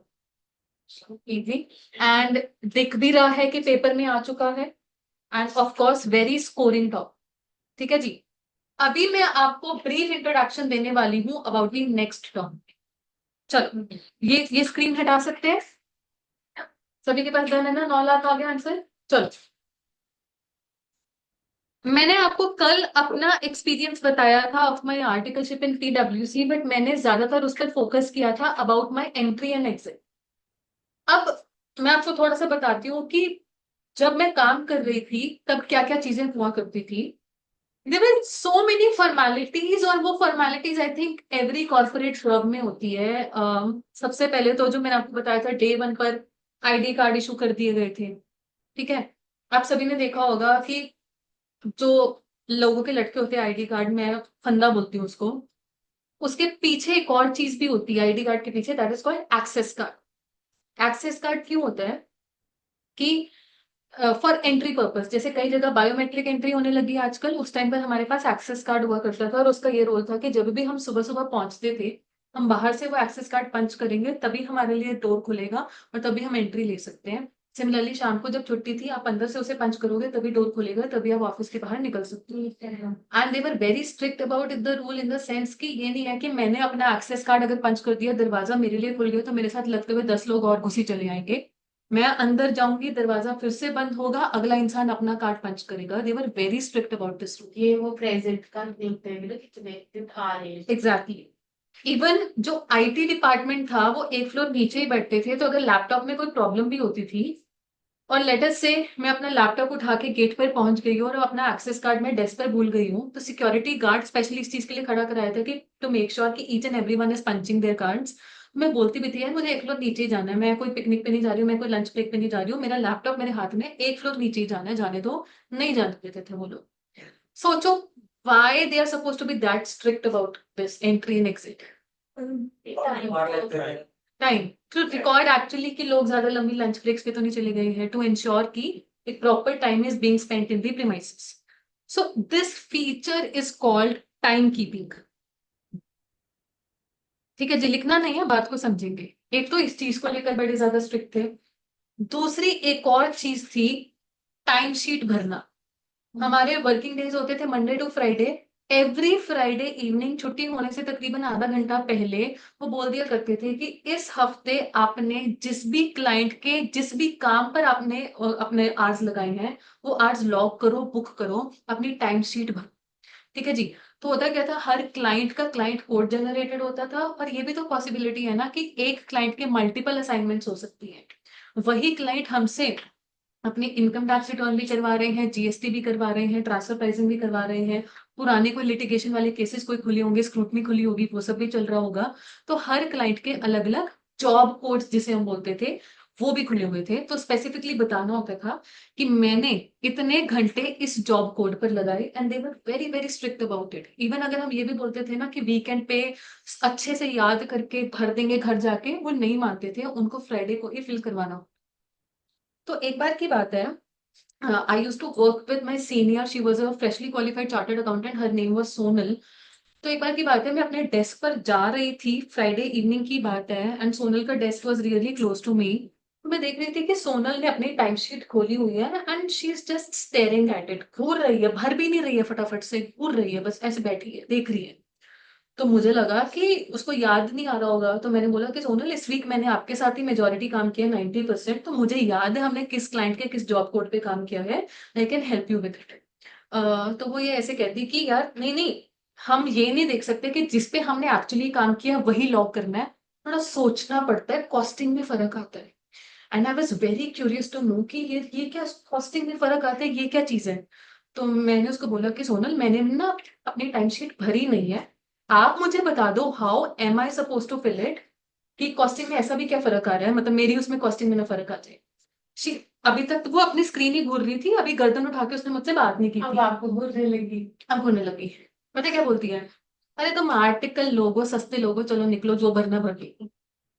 आई was very offended by the statement. और एक तो सर्दियों का टाइम था, सूट बूट पहना हुआ था, बड़ी प्रोफेशनल फील आ रही थी, वर्किंग कॉर्पोरेट। उसने ये चीज बोल के कि बड़े सस्ते लोगों लेकर पूरी वो फील ही खत्म कर दी। एंड मेरी क्यूरियोसिटी वहीं पे ही मर गई कि क्या कॉस्टिंग में फर्क आता है। मतलब मैंने मंडे को भी नहीं उससे पूछा कि क्या होता है, भाड़ में जाए। उसके बाद मैंने उसे क्वेश्चन पूछा नहीं, बट ऑफ कोर्स चीजें बाद में समझ में आने लगी थी। अ, होता क्या था कि क्लाइंट्स बेवकूफ होते हैं। किसी क्लाइंट का आप अगर 4 घंटे का काम करते हो ना, आप उनको बोलते हो 18 घंटे काम किया है। ये एक्चुअल एक फीचर था। ये क्लाइंट को एक स्टेटमेंट, एक पीडीएफ, सिंगल पेज पीडीएफ गया था, वो पीडीएफ मैंने बनाया, किसी ने रिव्यू भी नहीं किया, उस चीज की फीस आ गई 50,000। और कई कई क्लाइंट्स इतने ऐसे होते हैं कि उनका आप 4 साल काम भी कर लो, उन्होंने आपको फीस 1 लाख ही देनी है। So basically to show good profitabilities, ये एक कहीं ना कहीं मैनिपुलेशन की जाती थी कि जिन क्लाइंट से फीस ज्यादा आनी है वहां पे अपने आर्ट्स की बुकिंग भी ज्यादा दिखा दो, और जिन क्लाइंट से फीस ही कम आनी है, no matter how many hours do you spend, ज्यादा भी स्पेंड कर रहे हो आप, उनके आवर्स कम से कम दिखाओगे, सो दैट इंडिविजुअल क्लाइंट की हमको प्रॉफिटेबिलिटी दिखाई दे, कुछ लॉसेस में ना दिखाई दे। अब मैं आपको बताती हूँ कोई भी ऑर्गेनाइजेशन कैसे काम करती है। सोनल, उनकी डेजिग्नेशन एसोसिएट की थी, and she was being paid 60,000 per month. साल को उनको कितनी सैलरी जा रही थी, 7,20,000। और साल के वर्किंग आवर्स उन्होंने माने हुए थे कि एम्प्लॉय 250 दिन आएगा। इस 250 में आप मान के चलो कि already Saturdays and Sundays and leaves and holidays सब कट चुका है। Proper expected working hours in the whole year are, expected working days sorry, 250 days. और पर डे 8 घंटे काम करने की एक्सपेक्टेशन थी। तो सोचो expected working hours in the whole year कितने बन गए, 250 इंटू 8, 2000। ये कितना आ गया, 360 पर आवर। बेसिकली कंपनी ने अगर सोनल को हायर किया हुआ है तो कंपनी को सोनल की कॉस्ट पड़ रही है 360 per hour. Whereas I being an article, मुझे पहले साल में स्टाइपेंड मिल रहा था इतना, 6,000 पर मंथ। सोचो मेरी कॉस्टिंग कितनी निकल कर आई है। ये औकात थी हमारी। ठीक है। अब सोनल एसोसिएट की फ्रेशली क्वालिफाइड चार्टर्ड अकाउंटेंट, इनके ऊपर डेजिग्नेशन समझिए assistant manager, manager, senior manager, उसके बाद फिर जूनियर पार्टनर, सीनियर पार्टनर। ठीक है जी। सोचो पे स्केल बढ़ता चला जाता होगा। समवेयर सीनियर पार्टनर तक आते आते 1,000 एक घंटे की costing should be upwards of 10,000 rupees. सोचो। ठीक है। अब होता क्या था कि किसी क्लाइंट पे एक्चुअली कोई पार्टनर काम करे ना करे, दिखाना तो होता था चाहिए पार्टनर ने काम किया है। तो समवेयर थोड़ा सा सोच समझ के ही टाइम शीट भरी जाती थी कि ये ना हो क्लाइंट से फीस आ रही है कम, ये सभी डेजिग्नेशन के लोगों ने ज्यादा से ज्यादा आवर्स दिखा दिए, पता चले ultimately revenue minus labour cost करके हमारे पास प्रॉफिटेबिलिटी लॉसेस में आ रही है। इसलिए ये देखा जाता था कि जहां पे फीस अच्छी खासी आ रही है वहां पे अच्छे खासे आर्स बुक कर दो, जहां पे फीस अच्छी नहीं आ रही है वहां पे आर्स को कम बुक करो। This is the manipulation that used to happen. Actual working hours के बेसिस पर काम नहीं होता था। बट ये चीज मुझे एप्लीकेबल नहीं थी क्योंकि हमारे 36 पर आवर्स से कोई फर्क ना पड़े, 5 घंटे डालने 10 घंटे डालने, क्या 100 200 का फर्क ही आएगा, कितना तक फर्क आ जाए। ठीक है जी। Okay. And actually not just for any consulting organisation, किसी भी बिजनेस ऑर्गेनाइजेशन के लिए कोई प्रोडक्ट मैन्युफैक्चरर भी है, उनको कहीं ना कहीं ये पर आवर कॉस्टिंग पहले से ही निकालनी होती है। तभी तो आप देखोगे ना, आपने कल कॉस्ट शीट पढ़ी थी, कॉस्ट शीट में material, labour end of course आगे डायरेक्ट एक्सपेंसेस, ओवरहेड्स वगैरह सभी होते हैं। जब तक हमें नहीं पता होगा कि 1 घंटे की कॉस्टिंग कितनी है, हम पहले से कॉस्ट कैसे निकाले और सेलिंग प्राइसेस पहले से कैसे सेट कर ले। फॉर एग्जाम्पल हमें ये पता है एक चेयर को बनाने के लिए 4 लेबर आवर्स लगते हैं, 4 मैनुअल आवर्स लगते हैं। हमने अभी वर्कर को हायर भी नहीं किया होगा, बट स्टिल अगर हम ये आइडिया लगा सकते हैं कि पर आवर लेबर कॉस्ट हमको 80 पड़ती है, तभी तो हम अपने लेबर कॉस्ट को 320 प्रिडिक्ट कर सकते हैं। और उसके हिसाब से long with the other cost हम एस्टिमेटेड कॉस्ट पर आएंगे and again we can charge our selling prices also. तो पहले से ही अगर सेलिंग प्राइसेस सेट करने हैं, एक बिजनेस को अपनी लेबर कॉस्ट प्रिडिक्ट करनी पड़ेगी। और लेबर कॉस्ट वो कैसे प्रिडिक्ट करेंगे? वो प्रिडिक्ट करेंगे 1 यूनिट को बनाने में कितने घंटे और 1 घंटे की कॉस्टिंग कितनी है लेबर की। बात समझ में आ रही है जी? ठीक है। अच्छा, आप सभी ने ये सुना होगा जब भी आपके पास नियर एंड डियर वंस में कभी किसी का कोई प्लेसमेंट वगैरह लगती है, किसी की नौकरी लगती है, तो अगर तो they are very really close to us तो हम खुश होते हैं, बट ओके मतलब एक्वेंटेंसेस है तो हम थोड़ा सा अंदर से सड़ते हैं, जलते हैं और छोटा सा मुंह बना के पूछते हैं अच्छा कितने का पैकेज लगा, पूछते हैं। और फिर जब वो सामने से बोलते हैं 20 लाख, फिर अगला क्वेश्चन हम ना पूछे, हमारे जो बड़े लोग हैं जो जिनको स्पेशली पूछना होता है, नहीं ये एग्जैक्टली ये 20 लाख कॉस्ट टू कंपनी है या कैश इन हैंड है, मिलेगा कितना पर महीने, हाथ में कितना? आप सभी वाकिफ है with the terminology cost to company and cash in hand? क्या फर्क होता है, ये क्या होता Points वगैरह ही बटला भी तो है। है? क्या करते हैं? बस बोनस बोनस बेसिकली आप सभी ने टैक्सेशन में पढ़ लिया है प्रोविडेंट फंड वगैरह, उसमें कंट्रीब्यूशन कंपनी भी डालती है, एम्प्लॉयर भी डालते हैं। नो, एम्प्लॉयर ने जो एम्प्लॉय प्रोविडेंट फंड में कंट्रीब्यूशन डाली है that is a part of cost to company, वो उनके लिए खर्च है। बट क्या is it going as cash to the worker? तो ऑफ कोर्स फर्क हो जाता है। एंड एक और चीज है, tax deducted at source. Income tax burden है तो एम्प्लॉय का खुद का, बट गवर्नमेंट के रूल है एम्प्लॉयर उनकी सैलरी रिलीज करते वक्त काट के देंगे वो टीडीएस वाला पोर्शन, क्योंकि वो सीधा गवर्नमेंट को जमा हुआ। ठीक है जी। So definitely there is a difference between what employ is actually getting in cash and what the cost to company is. अब यहाँ पर जो ये डाला गया है, ये क्या होना चाहिए? सोचिए कि क्या होना चाहिए? cost to company. Cost to company, क्योंकि कंपनी ने ही तो सोचना है, उसने तो अपने सेलिंग प्राइसेस सेट करने हैं या प्रॉफिटेबिलिटीज निकालनी है। तो कॉस्ट टू कंपनी का कॉन्सेप्ट आएगा। एंड एक बारी के लिए टेक अ लुक एट क्या क्या कवर हो सकता है कॉस्ट टू कंपनी में। आपके सामने बिल्कुल ऑन पेज नंबर 1 ये टेबल है, एक बारी इस टेबल की रीडिंग लीजिए।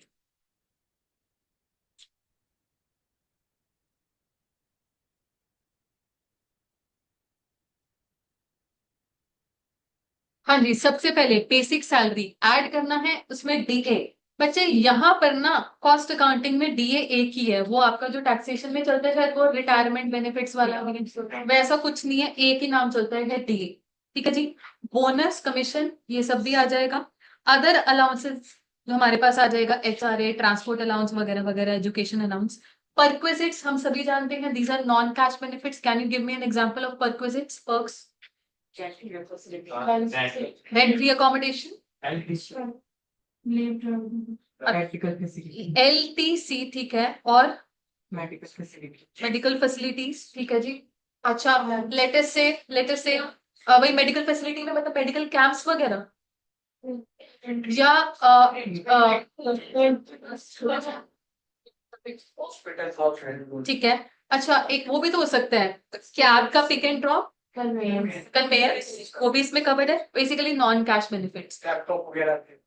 बिल्कुल ठीक है। थिंग इज, जब मुझे सीटीसी से कैश इन हैंड पर आना है, परक्विजिट से समथिंग जो कि माइनस हो जाएगा। Perquisites is a cost to company, but क्या ये कैश बेनिफिट में पहुंच रहा है वर्कर के हाथ में? नहीं पहुंच रहा, तो ये थोड़ा ध्यान रखने वाली बात है। उसके बाद of course employers contribution to provident fund, employee state insurance आपने पढ़ा हुआ है टैक्सेशन में, ESI जिसे हम बोल देते हैं, नहीं पढ़ा हुआ? ESI क्या होता है? Specially it is applicable to factory workers who are working in dangerous and hazardous conditions. तो वहां पर भी कंपनी उनका इंश्योरेंस करवा देती है, और इस इंश्योरेंस के लिए जो प्रीमियम जाता है, उस प्रीमियम में से भी पार्ट कंपनी देती है और पार्ट वर्कर देते हैं, जस्ट लाइक PF। यहाँ पर भी ऐसा ही होता है।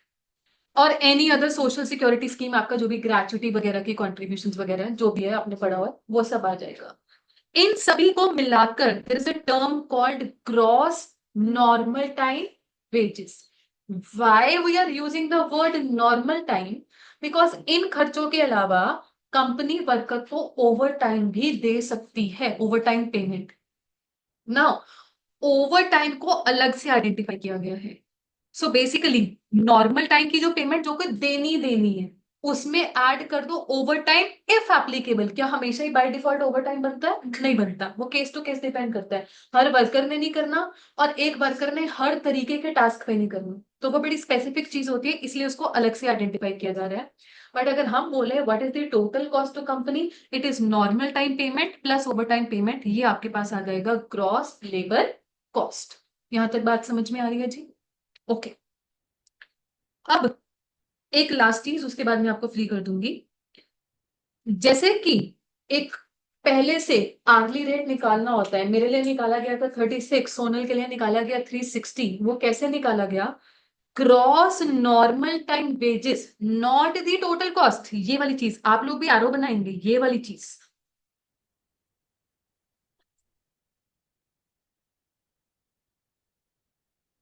ठीक है जी? क्यों पिक कर रहे हैं ग्रॉस नॉर्मल टाइम वेजेस, क्यों नहीं टोटल लेबर कॉस्ट पिक की गई, वो अभी मैं आपको बता दूंगी। बट इसे डिवाइड कीजिए effective labour hours. No, what is effective labour hours? Total hours minus normal idle time. ये पहली बार आपने वर्ड पढ़ा है आज, नॉर्मल आइडल टाइम। बच्चे नॉर्मल वर्ड हटा दो, आइडल टाइम पहले समझते हैं क्या होता है। आइडल मतलब हिंदी में एग्जैक्टली यही है, वेला, काम ना करना। ठीक है? आइडल टाइम की टेक्निकल डेफिनेशन, वो टाइम जिसके लिए पेमेंट गई है वर्कर को, बट वर्कर ने काम नहीं किया। और अब बगल में वर्ड लगाओ नॉर्मल। जी ऐसी बात है, अगर आपने काम करना है एक्चुअली 8 घंटे, कंपनी आपको 9 घंटे के लिए बुलाएगी? एक बार सोचो, क्यों? लंच ब्रेक, टी ब्रेक, अच्छा बिल्कुल, वॉशरूम ब्रेक। अच्छा, जब आप एक्चुअली ऑफिस प्रीमाइसेस में एंटर कर जाते हैं, तो actually reach your work station and start the work, थोड़ा बहुत 10-15 मिनट का गैप रहता है, जिसको हम सेटिंग अप टाइम भी बोल देते हैं। तो वो टाइम भी क्या है? वेला टाइम ही है, काम तो नहीं हो रहा ना। तो कंपनी भी मानती है कि वर्कर जितने घंटों के लिए प्रीमाइसेस में है, सारा का सारा हमारा प्रोडक्टिव टाइम नहीं होगा, आइडल टाइम भी होगा, और on a very normal basis होगा। नॉर्मल का ये मतलब है कि कंपनी कुछ नहीं कर सकती इसको कम करने के लिए। इंसान है, भूख लगेगी, ultimately lunch break, tea break वगैरह सब चलेंगे। एंड ऑल्सो यहां पर मेरी कैलकुलेशन में मैंने 250 दिन की कैलकुलेशन ली थी, बट क्या एक्चुअली पर डे के हिसाब से कंपनी पे करती है? सोनल को ये 60,000 पर महीना मिल रहा है, साल का 7,20,000 मिल रहा है, ये तो क्या है कि महीने या ईयर के हिसाब से कैलकुलेशन है। सो बेसिकली वो सैटरडे संडे या अलाउड लीव्स या जो हमारे पास हॉलीडेज हो गई, दिवाली वगैरह, ये सब भी क्या है कि कंपनी इन दिनों के लिए भी वर्कर को पेमेंट कर रही है, बट वर्कर इनमें काम नहीं करेगा। सो ऑल ऑफ दैट, देखो साल के 365 दिन में आप 104 तो सैटरडे एंड संडे निकाल दो, बाकी जो भी holidays and allowed leaves, permitted leaves निकाल दो, तो ये सारे दिन भी क्या हो गए हैं हमारे पास, नॉर्मल आइडल टाइम हो गया है। तो बोला जाता है कि आपके पास टोटल जितने भी आवर्स अवेलेबल हैं, इनमें से माइनस करवा दो नॉर्मल आइडल टाइम, मतलब जो कि कंपनी को पहले से ही पता है कि ये खाली जाने वाला है, so that you can arrive at effective labour hours. Effective labour hours का क्या मतलब होता है, एक्सपेक्टेड प्रोडक्टिव आवर्स। जब कंपनी को पहले से ही पता है कि कुछ टाइम खाली जाने वाला है, तो उस टाइम की कॉस्ट ही नहीं मानी जाएगी ना, ठीक है जी।